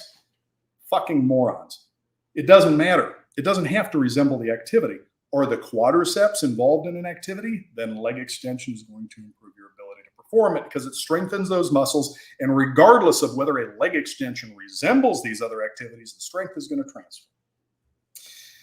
And same with all of the other factors. And proper exercise improves every single one of these. If you exercise proper, you're stimulating improvements in muscular strength and size. And if you're placing a demand on your muscles, if you're exercising correctly, you're going to also place a demand on your cardiovascular system. Your muscles, what are we doing? We're challenging your muscles' ability to produce force. If they're producing force, they're using energy. and they're producing waste. There's a lot of metabolic work being performed. The greater the metabolic demand, the greater the cardiovascular demand. You're going to stimulate improvements in both of those. The force being produced by the muscles is being transmitted through your bone and connective tissues. Those are going to be stimulated to improve along with that. If you are moving through even a relatively large range of motion, you are going to improve flexibility. Body composition is more a matter of diet than anything else, but if you have more muscle mass, your metabolic rate is going to be higher. So that helps you to lose body fat. All of these things are general. Regardless of what your exercises are or the equipment that you use, if you improve these, they transfer to every other thing. Skill, however, is specific. If I practice doing a handstand, I will improve my skill in balancing on my hands. Maybe I learn to walk on my hands. I will become skilled at balancing and walking on my hands. This skill will not transfer to balancing on a ball. It won't transfer to balancing on a unicycle or on a balance beam. The skills are specific. Likewise, performing an exercise in an unstable manner will not improve your balance skill in any activity. Now, this is important too. Balance is not just skill. There are balance skills which are specific to any activity. But what is balance? Balance is keeping your center of gravity over your base. How do we do that? Well, our muscles move our body to position it to do this. So muscular strength, which is general as a factor. If you get stronger, your balance is going to improve. And this is why people get confused, because this dumb shit does not improve balance skills in any other activity. But if it's done hard, it's going to get them stronger. If they're getting stronger, that strength will help their balance. But there's nothing about doing an exercise in an unstable manner that improves your ability to your balance skill in any other activity. Performing an exercise on a BOSU is less effective for strengthening. It's less safe for strengthening, and it does not improve your skill in balancing doing anything else. Standing on one leg improves your skill in standing on one leg, your ability to that balance skill. It does not improve balance overall. Doing anything in an unstable manner in exercise is stupid. We want to minimize instability rather than increase it. With more stability, you have greater safety and you are better able to focus on the contraction of the target muscles and on maintaining correct body position and path and range of motion. The less you are distracted by the need to also maintain your balance, to also stabilize, the more attention you can devote to the contraction of the target muscles and proper exercise movement. We want to minimize instability during exercise, not try to increase it. There's also this idea that you've got to perform exercises in a way that mimics daily activities because, again, they don't understand transfer. One, if you try to mimic other activities with exercise, you compromise the effectiveness and safety of the exercise. Also, because you are mimicking the activities with greater resistance, it's not the same as doing the exact activity. So you're not going to improve your skill. When you try to combine these, you get something that is worse for both. Exercise needs to be designed, programmed, and performed in a way that is ideal for the 5 general factors of functional ability. Practice needs to be designed, programmed, and performed in a way that is specific to the skills or activities that you are trying to improve. Whenever you combine the two, if you try to mimic skills, athletic activities, activities of daily living, or any of this stuff with exercise, you end up with something that is less safe, less effective for exercise, and is not going to transfer to improvement in the skill you're mimicking at all. If you try to turn your practice into a conditioning activity, you're going to negatively affect the skill acquisition as well. Exercise and practice need to be kept separate and need to be designed for their proper purpose without attempting to combine them. And unfortunately, all these functional training people are clueless about this. A lot of physical therapists are clueless about this. In fact, they're probably a lot of physical therapists are probably to blame for the kind of dumb shit you see functional training people doing, because they think the physical therapists know what they're doing. So they try to mimic that stuff, also sometimes ignoring context. It's a whole another thing. But another one is, oh, we need to perform exercises unilaterally, or you got to do a lunging movement because this is the way that you move when you're doing this sport or that activity. That is bullshit. There is no muscle that is going to benefit more from exercising it unilaterally or in an asymmetrical fashion that you can't more effectively and safely exercise with a bilateral symmetrical movement. Obviously, when we're talking about bilateral versus unilateral, we're talking about movements involving the arms and legs. The idea of bilateral versus unilateral doesn't apply to your neck and midsection, because obviously you can't rotate to the left and the right at the same time or laterally flex. So we are talking, some dumbass, oh, well, what about torso rotation? No, we're talking about if you can't perform an exercise bilaterally, then it's irrelevant, isn't it? Exercises involving the arms and legs, whenever practical, should be performed bilaterally and symmetrically, ideally with equipment with fused or dependent movement arms instead of even being able to move independently. You can't name a muscle group. You cannot name a muscle group that you have to work unilaterally, that you can't also effectively work bilaterally and symmetrically. So no, you don't need to do that, because again, the exercise doesn't have to mimic what is being done during the activity for the strength to transfer. Just because when you run, you alternate the movements of your right and left legs doesn't mean that you have to lunge to strengthen these. The lunge is a stupid exercise. There is no good reason to lunge. Absolutely none. A regular squat or leg press is going to provide the same benefits. If you're worried about the adductors and abductors, perform bilateral hip adduction and abduction. You don't need to do any one-legged, or like Bulgarian squats. Split squats are really popular right now. They're absolutely stupid. There is no good reason to do that. There's no good reason to put a barbell on your back or be holding dumbbells while you have one foot elevated on a bench behind you. All this does is increase your risk of injury, increase the risk of irritating something in your low back and knees. There's absolutely no good reason to do that versus just a regular bilateral squat, or better yet, a good leg press. And then if they're worried more about the quadriceps, I know some people say, oh, well, if you lean further forward, lean further back, you can choose to emphasize the glute and hamstring on the one leg or the quadriceps on the other. If you're worried about your quadriceps, then squat with the bar a little bit higher or in a front position, or use a leg press correctly, or do a leg extension. The whole, we could go on and on about functional training. Bring up something that's popular in functional training, and we could pick it apart and show how it's bullshit. A lot of people, it's the working your core. So I was in the gym last week, the gym I go to that's close, and you see just tons of bullshit. You don't have shit to talk about.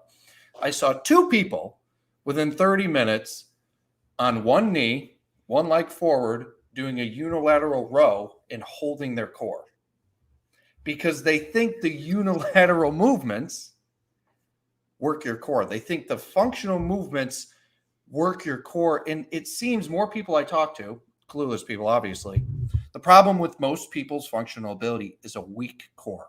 I've never seen somebody unable to perform a particular movement or activity because their core was weak. It's their whole body's weak. So a lot of people are under the impression that they need to emphasize working their core by doing unbalanced unilateral movements like this. And I saw the same exercise twice in the gym, and it was the dumbest shit I've ever seen. Somebody probably saw somebody else do it, and they probably saw some dumbass on Instagram do it, and so they're copying it. Mm-hmm. Or one of these YouTubers who's constantly making up goofy shit to have something to talk about in their new videos. So first off, the word core is a silly bullshit term. Core, when people say core, what they're referring to is the muscles of the midsection, which is not as concise as saying core, but it's accurate. What we're talking about is the muscles of the abdomen and the lower back. Core usually refers to the center of something. The core of your midsection is not your abdominal muscles. The core is your gastrointestinal organs, which is not what we're trying to address with exercise. So it's better to call these abdominal or low back exercises rather than use the term core. If you want to work your abdominal muscles or your low back muscles, the best way to do this is to identify their functions and pick one of those functions that you are able to perform against resistance. What do these muscles do? They flex, they laterally flex, they extend, and they rotate. Although rotate is probably not as accurate a term as twist or torsion the trunk. Pick one of those functions, maybe two, and perform an exercise where you are contracting the muscles in that movement against resistance, and they're going to be worked. You don't want, and there's this belief, and this is another silly thing, and this ties into both the belief that exercise should be done in an unstable manner and some of this core bullshit. The idea that you should perform an exercise in a way that is unstable, either that presents more of a balance challenge or loads unevenly in rotation or a lateral movement, so that you challenge your core muscles. It's not necessary to do this. You don't want to compromise the effectiveness of an exercise for the case or for the sake of involving these other muscles, because they're not going to be worked hard enough that it's going to make that much of a difference anyways. Just because a muscle is involved in an exercise, maybe even a little bit more, doesn't mean it's effectively worked by it. The whole point of an exercise is to deeply fatigue the targeted muscle groups efficiently and safely within a relatively short time. If you're performing a pull down, first off, doing it with one arm is stupid. If you have two arms and they both work well, they're not injured, do it with both arms. And I know a bunch of people are going to bring up a bunch of objections to that. They're all wrong. We'll get to that in a little bit. But there is this idea, oh, if I do this, then I've got to contract these other muscles in my trunk to stabilize.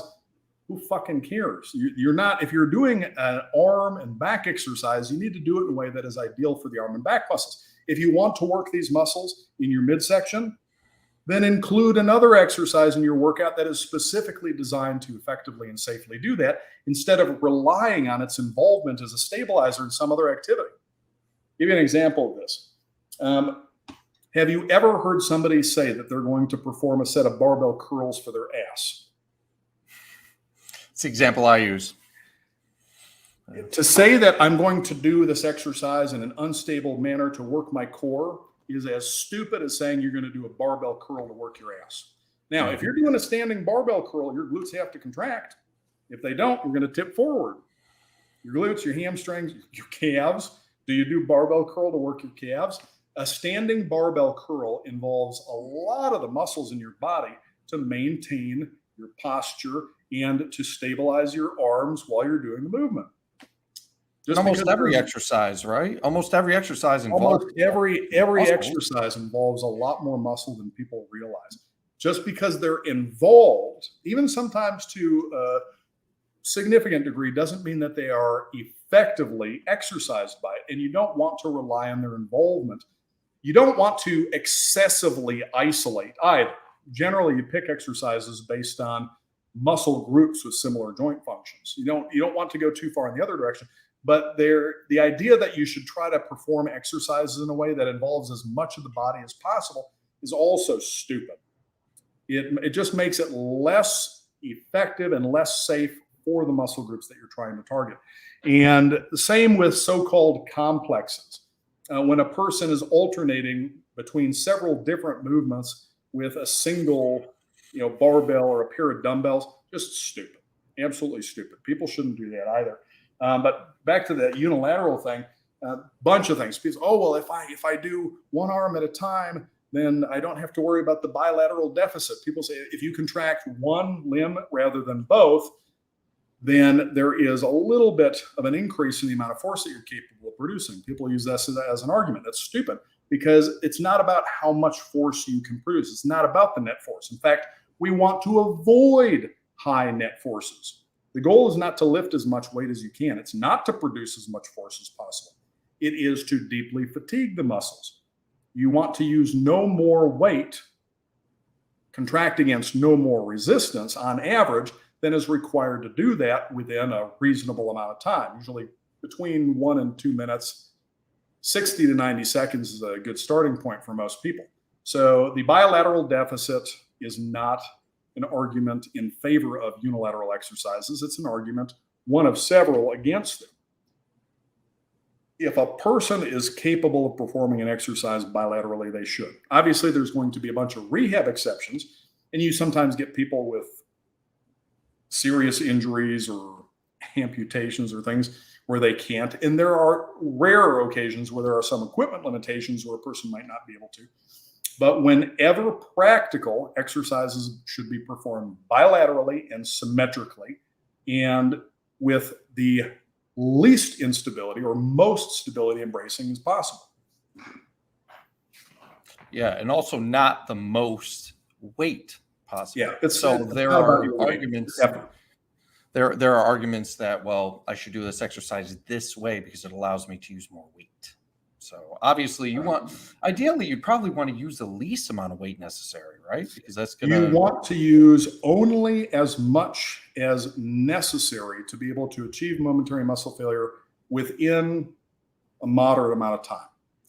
The idea is not to, and again, I've got to be specific about this because a lot of people can't seem to get this. We're talking about exercise. We're talking about improving the overall function, health, and appearance of the human body. We are not talking about what is best for competitive lifting. If you're primarily concerned with just your ability to perform the bench press or the squat or something like a clean or a snatch, that's different. That's not exercising. That is competitive lifting. Completely different goals and requirements compared to exercise. One, you're trying to maximize the weight that you can lift relative to the effort. But with exercise, you are trying to maximize the effort relative to the weight to help further reduce the risk of injury. Instead of trying to lift the most weight that we can, we want to use the best form possible so that we use the weight so efficiently that we don't need more than some amount. The better your form, the stricter your form, the less weight you require to achieve momentary muscle failure within some time frame relative to your strength. Obviously, as you get stronger, you have to increase the weight.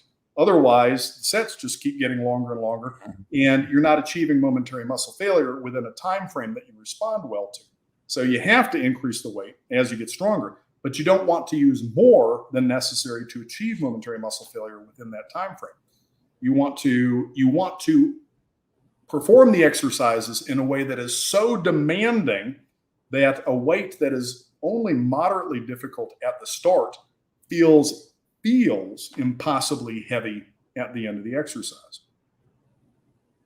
So I've got a couple, I want to cover some critiques of training to muscle failure. And the one that drives me the most crazy is it burns out your CNS, your central nervous system.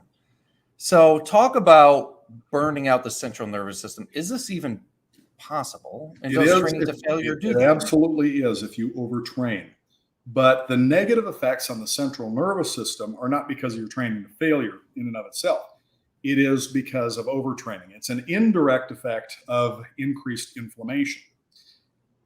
The problem is a lot of people have this assumption that they need to perform a certain amount of exercise, a certain number of sets and reps. And if they attempt to start training to failure, but they don't cut back on the number of exercises and sets and reps they're doing, they're likely to overtrain. The problem is these people don't understand that as the intensity of exercise increases, the number of exercises have to go down. Now, again, the volume is really the effort over time more than anything else. But if you are doing multiple sets of an exercise to failure, you're spending a lot more time closer to momentary muscle failure. You don't want to do that. So you would, regardless of your set duration, if you're training a momentary muscle failure, it needs to be, you need to reduce the number of exercises and sets that you're doing. And this is actually one of the reasons people argue against training to failure. They start with the assumption that they need to perform some number of exercises and sets, And they know if they train to failure that they've got to cut back. They won't be able to do as much. Oh, don't train to failure because you won't be able to do as many exercises and sets. It's completely backwards thinking, because your results have far more to do with the effort that you put into exercise than the number of exercises and sets that you do.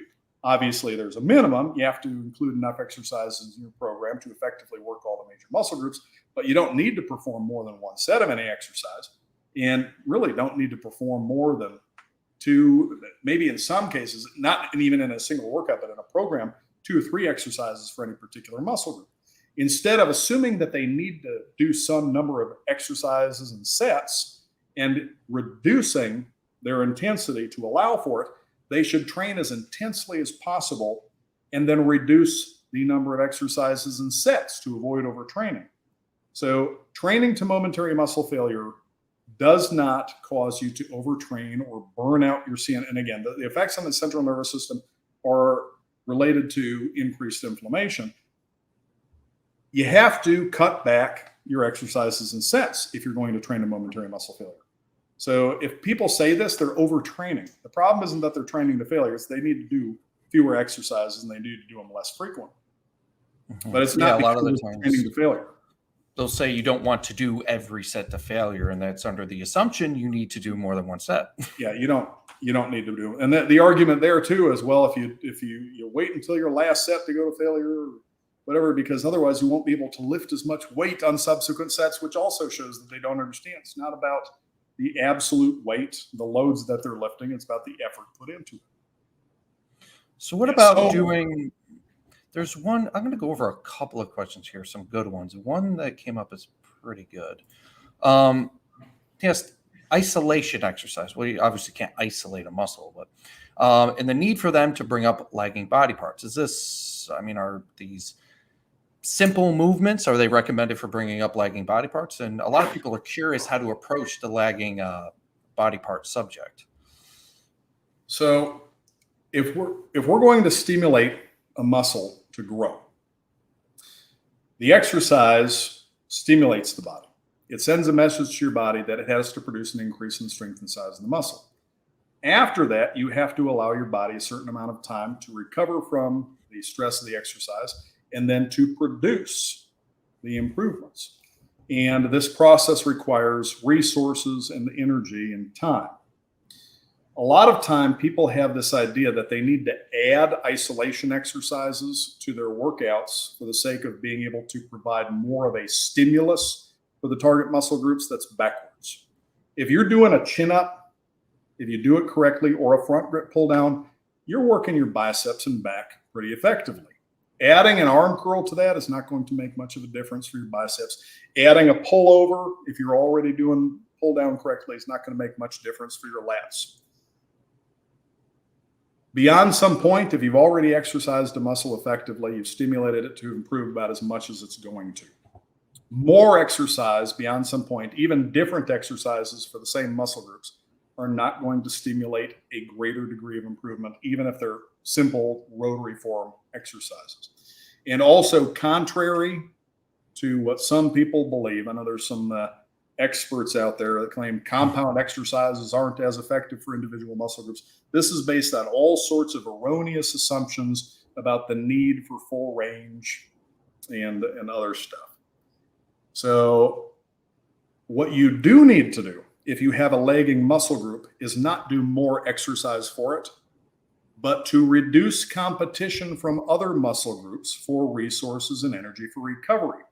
If you work your entire body, you stimulate all the muscle groups. After that workout, and for the few days, maybe a week or longer following that, depending on your body's recovery ability, your body is devoting energy and resources to repairing damage and all that muscle mass and to producing the adaptation stimulated in all of that muscle mass. It gets divided up. If you only did one isolation exercise for one muscle group, or maybe one for two different muscle groups, then after that, your body could devote all that energy and resources to just those particular muscle groups. So the idea behind using isolation exercises, and it's really, the proper term is simple exercise. It's compound and simple, or linear and rotary form, not multi-joint and single joint, or not isolation. But the real purpose of using a simple exercise in these body part specialization workouts is not because it's necessarily going to provide a greater stimulus, but so that you can minimize competition from other muscle groups for recovery and adaptation resources. There's an entire video, it's like, I think 30, 40 minutes long on this, in the hit list group. Okay. With specific examples for different muscle groups. A lot of another thing that people think is absolutely necessary along with their resistance training program, obviously cardio, but stretching. A lot of people believe that stretching before a workout or stretching after a workout is beneficial, helpful. A lot of people like to, they ask me if they should be stretching on their recovery days for active recovery. But based on the research I've read, stretching actually reduces a muscle's ability to produce force prior to some sort of competitive activity and is not ideal for before or after resistance training. So where does stretching fit in, and does it fit in? The research on stretching before exercise is pretty much consistent. You shouldn't do it. You should not be stretching immediately prior to exercise or to any other activity. You're not going to cause your muscles to become much more flexible by stretching immediately before something. In fact, you don't even have to warm up for exercise if you exercise correctly. You do have to perform a warm up for athletic activities and other kinds of physical activities where there is going to be very, very high force, very fast movements. But for exercise, which should not involve any kind of rapid movement, a warm-up is rarely necessary unless somebody has some joint issues. And there is no good reason to stretch prior to exercise. Now, the research on stretching after exercise is kind of mixed. And there have been some studies that looked at stretching immediately after performing an exercise before doing another one, and others that have looked at just stretching after an entire workout. And again, the research, some of it shows a little bit of a benefit, but some of it shows no benefit at all. I would not recommend stopping during a workout to stretch, though, because you want to move from one exercise to the next relatively quickly. You don't want to spend a lot of time resting during a workout. Thing is, if you're going to stretch, you also have to make sure you're doing that right, and most people don't. Most people, though, if they're performing their exercises through relatively full range of motion, or even if they're just doing regular physical activities that involve significant amount of movement, aren't going to require any additional stretching. People who spend a lot of time seated might benefit from doing hip flexor, hamstring stretch. There are, of course, there's exceptions, the rehab and some other things, but people don't need to stretch before. Not only don't need to, but should not stretch before exercise. And I should clarify here, when I say exercise, I mean properly performed strength training. No other activity is considered exercise. Running is not exercise. Cycling is not exercise. Swimming is not exercise. Dancing, sports, martial arts, boxing, none of these things are exercise. Properly designed and performed strengthening activity is exercise. Everything else is just physical activity. These other physical activities can have conditioning effects, but they're not specifically designed for the purpose of efficiently and safely loading and fatiguing individual muscle groups, and so they do not qualify as exercise. So that kind of goes into this question. Andre says, to develop a muscle group, isn't it necessary to recruit and fatigue the muscle in question? Yes. In a compound exercise, when we go to failure, do we fatigue all the muscles involved equally? Maybe not equally, but effectively. If you perform it correctly and you fatigue everything deeply enough, you're going to recruit and stimulate improvements in all of the motor units in the muscles in the compound exercise. If a lot of it just depends on positioning your body and moving in a way that the relative demands on the different muscle groups are similar. A lot of people have this belief that your arms are a weak link when you're doing pushing and pulling movements. And this is based on assumptions about relative muscle size. A lot of people believe that, for example, your biceps and triceps are small muscle groups, and that your lats are the biggest muscle group, and your lats are not the biggest muscle group. Your deltoids are. Combined, the heads of your deltoids have a larger volume than your lats. And the second isn't even your lats. The second is your triceps. In fact, the volume for most people, again, these are averages, the combined volume of your brachialis and your biceps is comparable to your lats.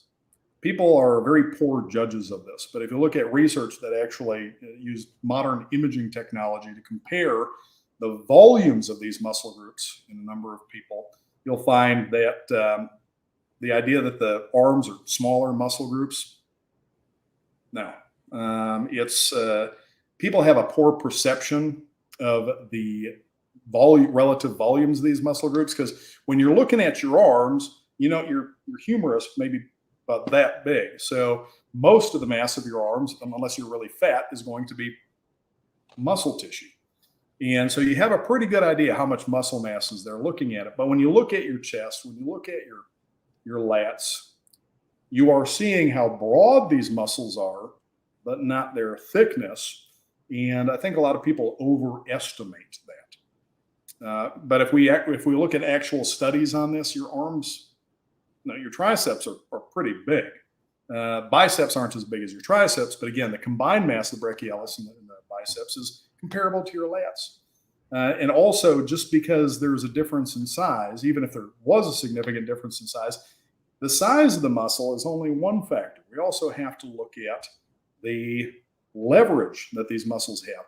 And from an evolutionary standpoint, it makes absolutely no sense for the arms to be a limiting factor in what you're able to do with the torso muscles, because then that means that you have more muscle mass in your torso than you can practically make use of, which would be very inefficient from an energy standpoint. Why have extra tissue that costs you materials to build and energy to maintain if you can't practically use it? It makes no sense. So the idea, there's all sorts of erroneous assumptions behind a lot of this stuff. The entire idea, there's why most people do pre-exhaustion and stuff like that. So I think the sensations, when you're doing a pulling movement, there's more of a sensation in your arms than your lats.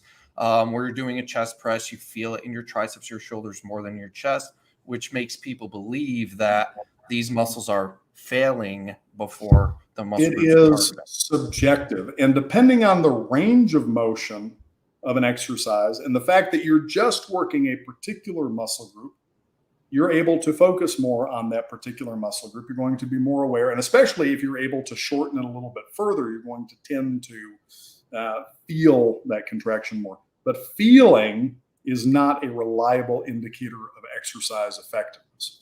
And it even varies, the sensitivity from muscle group to muscle group and between individuals. So the fact that you feel a particular muscle more doing something does not necessarily mean that that's a better exercise for it. The only way to really determine if a particular exercise is better for you than another is to, if you're trying to get bigger, to measure and compare changes in size over time, doing one for a certain number of months versus the other for a certain number of months. That'll tell you if there's a difference, not what you feel during an exercise. You can do little different things to make you feel something more during an exercise. For example, your gastrocnemius in your calves. The gastrocnemius, most people know, is a plantar flexor. It's used for heel raise, but it's also a knee flexor.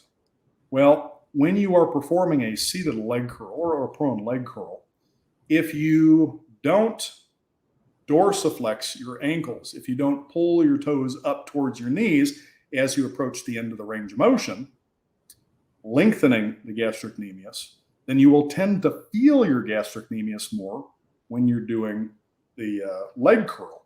That doesn't mean it's being worked any harder, just means that it is shortened a little bit further. And in fact, one of the reasons that we do this is to avoid, some people can almost feel like their calves are cramping there.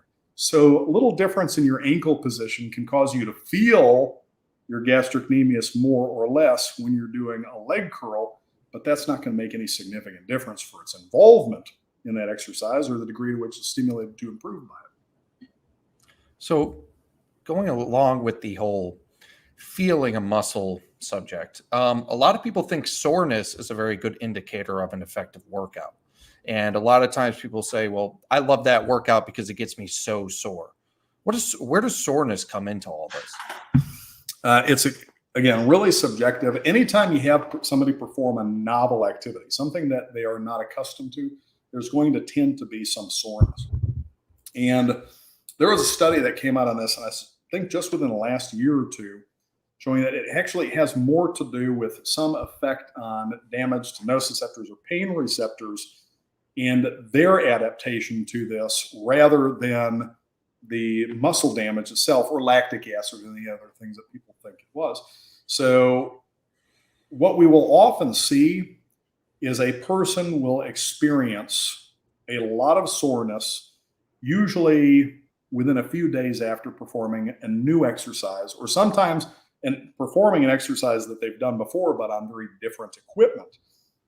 And the soreness tends to pass after a few weeks, but they're still getting stronger. If the soreness was an indicator of exercise effectiveness, then we would expect that if they weren't getting sore, they wouldn't be getting stronger, but that's not what happens. The soreness tends to pass relatively quickly, but even if they're doing the same exercise, and this is not the only reason, but it's part of the reason that people seem to believe that they need to change up their exercises. They change something they're doing and now they're feeling sore again. So they think, oh, it's working. It has nothing to do with it. Soreness, the only thing that soreness might tell you is that a particular muscle group was worked, but not whether it was worked effectively, or the lack of soreness doesn't mean that it wasn't worked effectively. Yeah, like the example I like to use is, if I get on a bicycle I haven't ridden in a while, my ass will get sore. It doesn't mean I work my glutes. So it's just you're not used to it. We got a huge pile of wood out back, and occasionally, if we're starting to run low and stuff, I'll go out there and I'll chop some wood, and I almost never do it. Maybe a couple times a year, and because I only do it very infrequently, every time I do it, I end up sore, like a lot of soreness in different areas afterwards. But I'm working all of those muscle groups doing all the equipment that we have here. And because I've been doing it as long as I have, these don't make me very sore afterwards. So the fact that I'm not getting sore doing the machines here doesn't mean that I'm not getting any stronger. And the fact that I do get sore on the rare occasions that I chop wood doesn't mean that that's a more effective stimulus than doing a proper exercise on any of these machines. And it doesn't mean that you're out of shape either. Another thing is, so this will kind of come into this question here. A lot of people realize that if they do resistance training, jogging will still be difficult. So then they believe that cardio, such as jogging or cycling, is a requirement. So do you need cardio if you're doing intense resistance training? The best form of cardiovascular conditioning is proper strength training. We got to be careful about the word resistance training. I know I use this sometimes too, but the word resistance training is redundant, because without resistance, there is no exercise. And literally every activity involves resistance. The reason that people use the term resistance exercise is because they think that it is a type of exercise as opposed to other types. There is no such thing. There is only exercise. For example, some people will say resistance versus endurance exercise. Proper exercise, properly designed strengthening activity also improves endurance. Or they'll say aerobic exercise. There's no such thing. Exercise is just exercise, and everything else is not exercise. There's no need to put a qualifier in front of exercise, because it's only one thing. Everything else is not different types of exercise. It's just not exercise at all. And it might seem like a minor semantic point, but it's really important that people understand this. There's exercise and everything else. And again, that doesn't mean there aren't conditioning and health benefits to these other activities, but they're not exercise. They don't even come close. in terms of the specific benefits that exercise is specifically designed to provide, including cardiovascular and metabolic efficiency. What is the function of your heart? It is to just move blood around your body. The circulatory system, the heart, the whole point of that, the primary point of that is to deliver oxygen and nutrients to and wastes away from your tissues. What are you doing when you go for a run, when you cycle, when you swim, when you do these other activities? Why does your heart rate go up? Because you're performing muscular work. If you're contracting your muscles, you're producing force with your muscles, they need energy to do that, and they're producing wastes. So they require greater blood flow. You accomplish the same thing when you exercise. And again, exercise is only properly designed strengthening activity. Exercise does the same thing, but it does it more effectively and more safely. When you exercise, you are able to increase the demand by increasing resistance without having to increase acceleration and speed. So you can create a significant metabolic and cardiovascular demand without exposing the joints and other tissues to a lot of high peak forces. You don't beat up your joints and spine with proper exercise the way you would with something like jogging. It's also safer for your heart. As long as you are breathing continuously and freely and not holding your breath, which you should never hold your breath, never perform Valsalva's maneuver during exercise. As long as you are breathing freely, when you are exercising, because of the stronger muscle contractions, you have greater venous return. The more blood that's going back to the heart, back into the atrium, we have a whole bunch of things happening there. The greater the venous return, the greater the filling of, after going through pulmonary circulation, eventually the left ventricle. The greater the filling of the left ventricle, the stronger the contraction following that, the greater the stroke volume, which doesn't only mean that it is able to push more blood back out into the rest of the body, meaning that it doesn't have to beat as many times per minute for the same cardiac output, but also with the increase in stroke volume, you have greater coronary circulation, cardiac perfusion. So cardiac output, how much blood your heart is pumping per minute, is your stroke volume, the amount of blood that is leaving the left ventricle, times your heart rate. If you have greater venous return, you have higher stroke volume, you don't have to have as high of a heart rate for the same cardiac output. Simultaneously, you're having the same cardiac output with less heart rate. You're also getting better coronary blood flow. You have greater cardiac perfusion. It's safer for your heart. If you've got somebody that's recovering from a surgery, instead of having them run on treadmills or put them on cycles for cardiac rehab, they should teach them to strength train, to exercise properly. I shouldn't even say strength training, because when you say strength training, the implication is that it's just for strength, when it's really exercise. Strength training, I mean, the strength is the most important. It's the only directly productive factor of functional ability. It's the primary focus of exercise, but really exercise improves all of it, including metabolic and cardiovascular efficiency. Now, when might you need to run or cycle or swim? Well, you don't need it for exercise. It's not exercise. You do, however, need to do these activities if you are going to compete in them, so that you can learn and practice the skill of these movements so that you are able to perform them efficiently with less wasted effort. And this is why somebody who practices running, in addition to there is going to be a conditioning effect anytime you do something demanding. You don't need to run for cardiovascular efficiency, but you need to run to improve your skill in running so that you're able to do it more efficiently, so that you are able to run for a longer period of time or at some speed for some amount of time while using less energy. So again, going back to what we talked about earlier with the general versus specific factors of functional ability, exercise provides greater improvement if it's properly performed and more safely for all those general factors than any other activity.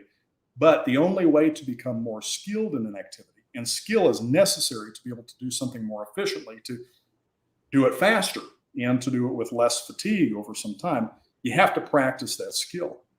Somebody who does not run, but who strength trains, is going to have better cardiovascular conditioning and be healthier overall than somebody who does run, but doesn't strength train. I should say exercise. Exercise is better for cardiovascular efficiency and safer for your heart than running and your joints and everything else. But the best thing to do if you want to be able to run as well as possible is both. Strength train for the general factors of functional ability and running for the skill. But you don't need it for fat loss either. It's a waste of time for fat loss. If you had asked me 10 years ago, I would have told you it's relatively slow and inefficient for fat loss. Now I would say it's a complete waste of time.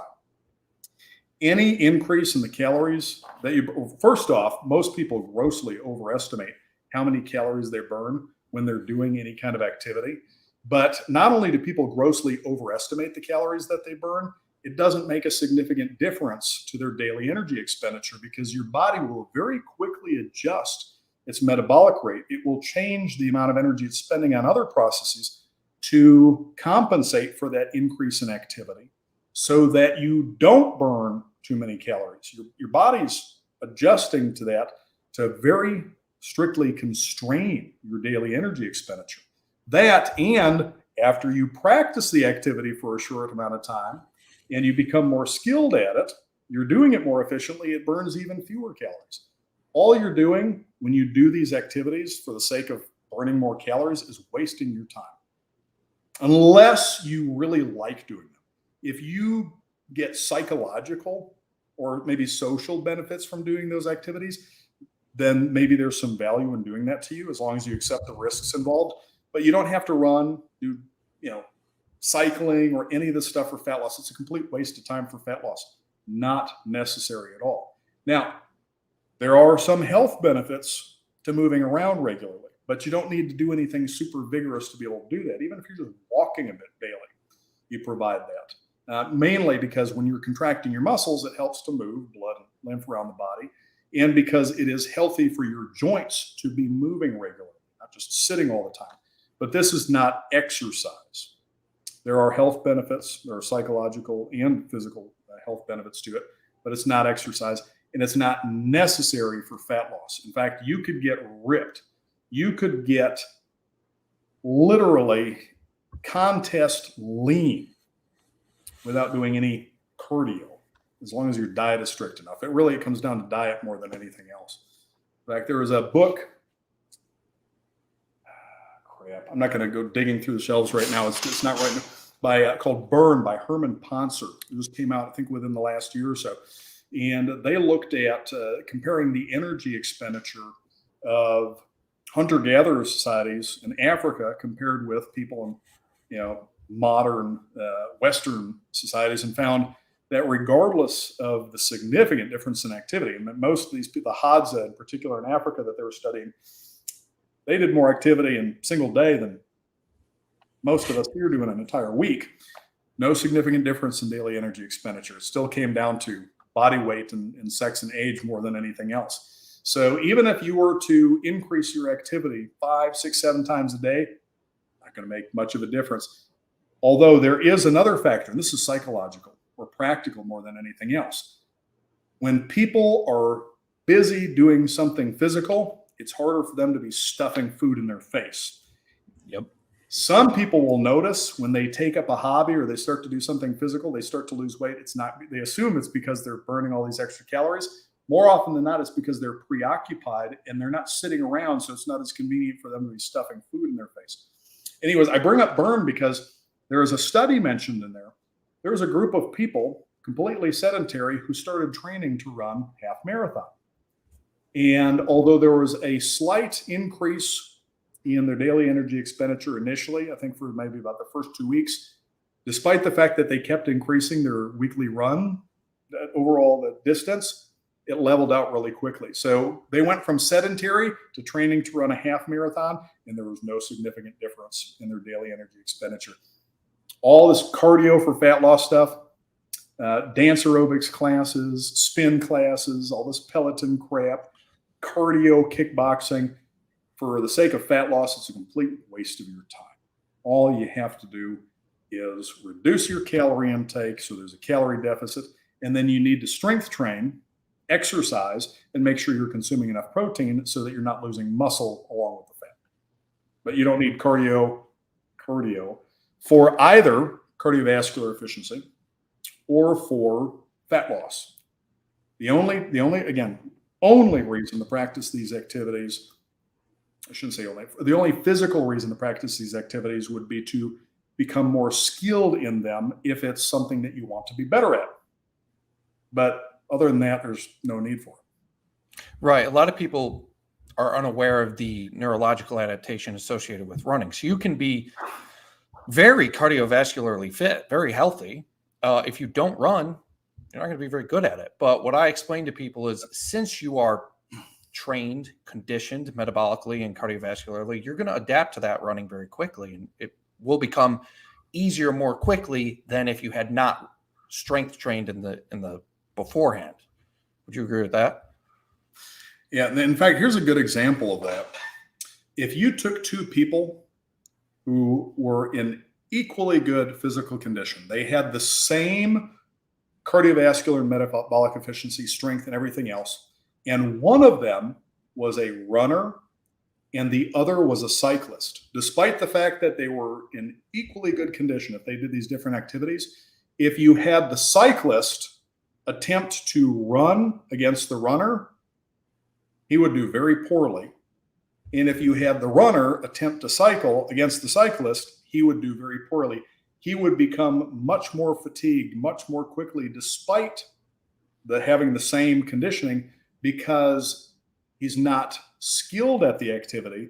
So his movements are not going to be efficient. He's going to waste a lot more effort and energy and become tired faster. Skill makes up a huge difference. This is also the reason why sometimes you get somebody, if you live up north and or down south, if you're in the southern hemisphere, if you live somewhere where you can't be outdoors most of the year, and you're somebody who's a runner who only runs when it's nice outside, you don't do anything on an indoor track, you may find when you start again in the spring that you're getting winded a lot sooner than you were at the end of the last. And it may not be because your conditioning decreased, assuming you're strength training or doing something or exercising for the rest of the time, but because you have not maintained that skill. But then it comes back very quickly. Likewise, if you take, if you want to be as good as possible, you need both the conditioning and the skill. But I've heard so many examples of people who used to bike, used to run, they stopped doing all that, and they were just strength training for a while. But then they're hanging out with friends, or somebody says, hey, you want to go for a run with me? Or you want to go for a bike ride or something? And they expect, oh, well, I haven't done it for a while, so I'm probably going to be gassed really quickly. And they end up actually doing better than the person who is doing this stuff on a regular basis, because they are so much better conditioned from exercising that it more than makes up for failure to maintain that skill. So some people would argue that, and a lot of the studies have been done, strength training doesn't improve VO2 max as well as jogging or something like that. What's the story behind that? It's going to improve it just as much. But VO2 max is largely irrelevant. It is a test looking for something to be a test of. It's pretty much meaningless. Largely genetically dictated. Doesn't seem to be something that a person can improve significantly. And any improvements that do occur in it are likely local improvements in particular muscle groups. Here's a good example. Plus, a lot of times how well you perform on these can depend on your skill in the activity. And there's an example that Ken Hutchins gave before. There was I can't remember the rank or anything. There was somebody in the Air Force. They were going to be tested on this on a cycle ergometer. And this person was not a runner. They were not particularly fit. They weren't doing cycling or anything like that. But they found out that if just a month or two before the test, they started practicing cycling, they would do very well on the test. So this person who was not in great shape performed better on a VO2 max test on a cycle because he practiced the cycle compared with all of these runners who were in good condition, Ooh. but they were just running and had not practiced the cycle. And even, I think it was Michael Pollack, who was a past president of the American College of Sports Medicine, and he was at Cooper's. He was one of the researchers for Cooper's Aerobics Institute. Later admitted that VO2 max isn't really a worthwhile test. It's the reason a lot of exercise physiologists are obsessed with it is because it is a measurement tool that they can use. It's VO2 max is pretty much worthless, though. I would not be the least bit worried about it. Yeah, that seems to be, that makes a lot of sense. It just seems to be something that they can measure. So that's what they're measuring. And a lot of people place just way too much importance on it. Yeah, it's really not. There's a couple more questions. If you got another 10 minutes or so. Sure. Okay. This one, I mean, we know this, but some people may not know. Is there a difference high intensity training between men and women? I mean, we don't know not the differences these days, but not the differences that most people might be thinking about. There's no significant difference in programming. Like women need to do these exercises for this number of sets or for this number of reps or any of that nonsense. The differences in training men and women come down to little things about positioning and movement during exercise that are a consequence of the differences in joint structure, differences in the width of the pelvis and the knee and elbow valgus. There are some little things like that that have consequences for specific exercises. There are different considerations when you are training women who are pregnant, which is obviously not an issue for men, because only women get pregnant and not men. And some of the hormonal changes and some other issues have an effect on that. And there are some differences in the particular concerns that men and women have, some slight differences in specific goals. When you have a bunch of things that you have to consider with women when it comes to performing weighing and measurements if they are menstruating, because where they are in their cycle is going to affect these things. So if you've got female clients, you want to make sure that you are always measuring and weighing them when they are in the same time in their cycle, so that you are not to standardize, so that the changes are not because of fluctuations in the amount of water that they're holding or anything else. And there are also, of course, the issue. Some women are going to be more likely to experience headaches when they're menstruating. And this might sound like a thing that, why is this an issue with your exercise instructor? You can alleviate most people's headaches, most types of headaches, with what is called a suboccipital squeeze technique. And Ken Hutchins and I did a video on this. A lot of times, a woman will say, well, I can't come in, I'm having a headache or this or that. Obviously, some symptoms are going to be bad enough. You just probably don't want them to come in and attempt to work out. They're going to be distracted. Hold off until they're feeling better before they work out. But if it's just a headache, suboccipital squeeze technique take you less than a minute, and a lot of times it'll alleviate the headache immediately. It'll be gone. So there are things like this that you need to be aware of when you're training women. But a lot of people, when they ask training men versus training women, do they, different frequency, different volume, different exercise? No, none of that. It's like little things like this that. So are there differences? Yeah, but it's not the differences that most people think they're going to be. Okay. Let's see. Of course, one looks... differences in strength. So yeah, believe it or not, I've noticed through, I think I've recorded over 20,000 sessions. I've noticed women generally have stronger lower bodies than men. in terms of demonstrating it on the Nautilus Nitro leg press, which is Women are kind of shorter bizarre. than men on average. Oh, Better leverage okay, yeah, that's true. relative to their size. If you have two people who are equally strong, the shorter one, I should say, sorry, if you have two people who have an equal amount of muscle mass, the shorter one is going to tend to have better leverage and be able to move more weight relative to their size. But women have women's lower body strength, and men, if you have the same size, if the size is the same, there's less of a difference in women's lower body strength. But when it comes to upper body strength, the women don't even begin to approach men. Yeah, it's very, very different.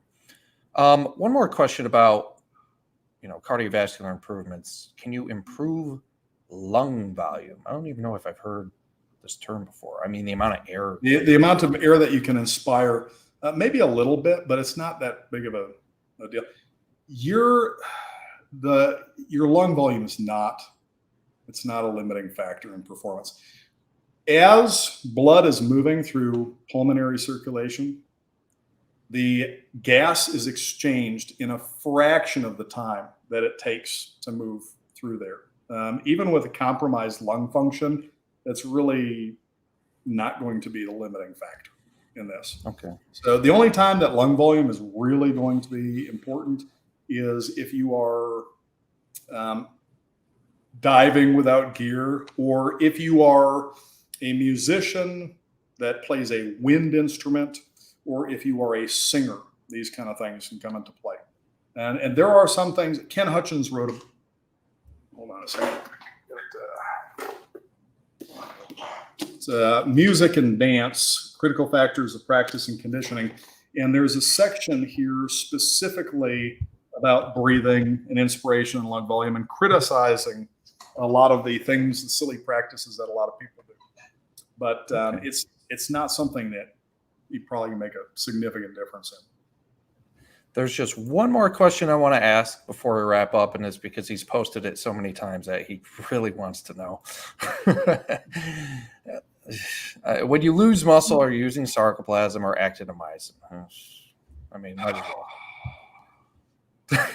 Sarcoplasm. These thing that drives me nuts. The whole idea of sarcoplasmic versus myofibrillar hypertrophy, these things tend to increase or decrease together. Right. And there's the probably where a lot of confusion comes from this is that there are, like most things, individuals vary. Some people are going to have a little bit different balance in this than others. But no, it's not going to be more one or the other. They're going to tend to decrease or increase together. Yeah, the people still believe there's a sarcoplasmic hypertrophy, but it really doesn't make any biological sense to increase intracellular fluid. It goes up proportional to the cell size. Right. The whole cell expands. You add myofibrillar heads, myosin heads, rather. More myofibrils in the muscle, and then you have there's going to be a little bit more sarcoplasm with that, but they're going to tend to increase and decrease proportional. The proportions might vary between individuals, and there's going to be transient differences depending on hydration. But if you were to look at an average over time for a particular individual, you're not going to see them. The idea that you can selectively improve myofibrillar versus sarcoplasmic hypertrophy is nonsense. Yeah, that's what I figured. Well, we covered a lot today, Drew. That was awesome. We covered quite a bit. I'd love to have you on again. I think there's even more. There's even more to go over. But I think a lot of people learned quite a bit. We've had, up to 300 people watching. So if you guys love the intricate details of exercise physiology, science, even instructing, I've got the link at the bottom, Baye.com. You'll see a tab for the hit list forum. I've been a member of this forum for years. I think you should join. It's cheap as dirt. It's $5 a week, $20 a month. It should be 50, but yeah, we'll keep it there. It should be 200, honestly, with the amount you learn. And especially if you're a trainer, man. I've had people suggest it, and I know there are people out there with these sites where they claim to be offering, okay, we got this course for personal trainers. It's $200, or we got this certification course. It's $900 or whatever. and it might be 12 to 20 something hours of material. There's about 400 videos in the group right now, and I'm adding 3, sometimes 4 weekly still. And it's not just more information, it's better information than you're going to get from certifying organizations out there. So yeah, I probably could be charging a whole lot more, but I'd rather just keep it where it is. I figure economy of scale, this way large number of people are able to access it. Yeah, guys, you should definitely recommend. I learned a ton from the hit list. There's pretty much every answer to every question you have about exercise. All that it requires is you put a little effort into learning it yourself. Unfortunately, we don't have a pill that you can swallow and get everything you need to know. But so yeah, guys, go ahead. Follow Drew on YouTube too. What's your YouTube page again? I think it's just YouTube/Drew Baye. Or if they just look up Drew Baye, it'll be. Yeah, I think it might be Drew Baye's or Baye's High Intensity Training, something like that. You know what? I'm not even sure. I should know this. I know I should too. I've watched plenty of videos. I'm easy to find though. Yeah, I can't even remember. But got a lot of videos. But obviously all the values coming from Baye.com, you know, just like I do. We give you a little bit on YouTube, but if you want to learn the real nitty-gritty and become an expert, Baye.com, hit list forum. It's fucking awesome, guys. But that was Drew Baye. One of my personal mentors, taught me a lot about exercise and got my head out of the sand back in like 2012, 2013. And you know, a lot of the information and coaching from him is pretty much responsible for where I am today. So that was awesome, Drew. Love to have you on again. Thanks for giving us all this sick information. We're going to upset a lot of cardio people, but that's part of the fun. They'll get over it. Yeah. If they ever have the opportunity to have somebody who knows what they're doing, put them through one of these workouts where they're moving from exercise to exercise as quickly as they should be, they'll understand. We've had all these endurance athletes that we've trained who came in very skeptical and ended up being blown away by how much of a metabolic and cardiovascular demand the exercises create when it's done correctly. I remember Greg Anderson, unfortunately passed away a few years ago, but he used to have one of the biggest HIIT studios out in Seattle. They had a marathon runner that came train with us, and after a few sessions said something to the effect of, "This is more aerobic than aerobics," and he ended up writing an article with a similar title. But we've already kind of wrapped it up, so I don't want to spend too much more time talking. But we've known this for over 50 years. Back in the early 1970s, there were studies involving Nautilus and Cooper's Aerobics Institute at West Point Military Academy, where they found that about 6 weeks of high-intensity circuit strength training produced improvements in cardiovascular fitness that they usually wouldn't expect from 6 months of jogging or similar steady-state activity. This is not just as good as cardio. This is better. And it's not just better in terms of effectiveness. It is more time efficient, and it's safer for your joints and your heart. Mm-hmm. So people like to run. If people like to cycle and do that, they want to do it for recreation, great. If you enjoy it, do it for those reasons. But you don't need it for exercise. You don't need it for fat loss. And if you do enjoy these things, and if you want to be as good at them as possible, proper exercise, proper strengthening activity will make you better at running and better at cycling and better at all these other things. Mm-hmm. Yeah, I mean, a lot of the mission here is that we have an epidemic of really, really fat people. And I think part of the reason is they're under the wrong assumption that you need to do cardio, resistance training, work out 7 days a week. So, part of my mission, probably yours as well, is to let them know that you don't need to do all this to optimize your fitness and health, which is going to potentially motivate them to do it. I mean, if you can get optimal results in fitness and health with just a couple of short training sessions a week, we've solved the obesity epidemic. The two things. One, people watch movies and they watch all this dumb shit on YouTube and Instagram, and they are told that if they want good results, they have to be in the gym for an hour or two most days of the week. And so they think, you know what? If I can't do that, then why even bother? I'm not going to get any progress. Right. When it simply isn't true. You don't have to exercise. And again, exercise only means strength training, not anything else. More than, I mean, at the really low end, if people wanted just a very like minimal effective dose, if somebody wanted to do the least amount of exercise that would provide the most results, they could just do one set weekly of leg press, pull down, and chest press, or maybe a leg press, overhead press. Basically one compound hip and thigh movement, one compound push, one compound pull. There's one set of each of those weekly, and they would get a lot of benefit from that. It wouldn't be optimal for everybody, although it might be for some with very, very low tolerance and poor recovery. But that little bit would produce better results if it's done correctly than them wasting their time on a lot of the dumb shit that they're seeing other people do online. And even people who are better capable of tolerating and recovering from and adapting to exercise don't need more than maybe 20, assuming that they're not spending a lot of time waiting for dumbasses doing multiple sets and twiddling their thumbs on their phones to get off the equipment. If a person is able to move between exercises quickly, it shouldn't take them more than 25, 30 minutes to get through a workout, and they don't have to do that more than twice weekly.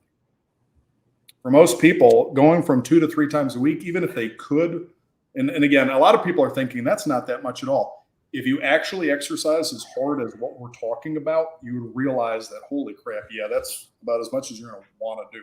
This is very different from the floofy, sloppy, easy shit that most people think are hard workouts. 25, 30 minutes twice a week is about as much as anybody needs. Obviously, we're talking about the majority of people who are not drug using competitive bodybuilders.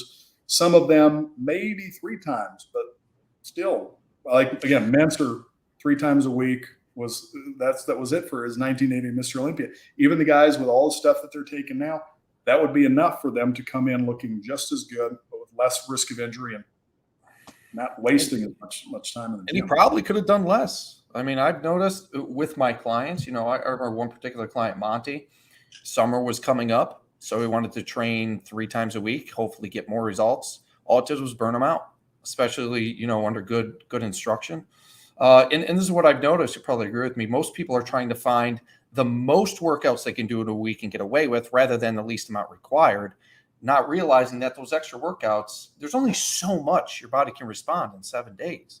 Adding workouts is not going to increase that amount. It generally just results in spinning wheels and waste time. Yeah. If most people, if they're in doubt, they're better off training harder, but doing less exercise and doing it less frequently rather than the other way around. Yeah. All right, guys. Great interview. Drew Baye, Baye.com. Join his hit list. This individual says he wants to reach his full genetic potential. Well, join Drew Baye's hit list because you're not going to reach your full genetic potential on accident. You're going to need to know what you're doing, and you're going to need some experts to show you how. So we've got resources, tons of resources for you guys to use if you really want to learn high-intensity training and unlock your genetic potential and learn this stuff. Follow us on YouTube, subscribe, Drew Baye's High Intensity Training, Jay Vincent Exercise, whatever. And we'll have Drew on again for another interview and cover some more stuff. But we had some damn good engagement today, so that was great. I have to get everybody together at the gym sometime, do a bunch of. I know we will be doing that too. You gotta get that set up. That'll be fun. Drew, and a couple of the other people that we talk with and reflect ideas off of. We're going to get in the gym. We're going to do tons of video content soon too, guys. So we'll upload all that too. But guys, just send a thank you to Drew Baye for taking some time to teach us some stuff. I've been learning from him for a while, so a lot of this is probably new to you and very informative. Just give him a follow, join his hit list, and support the cause, guys.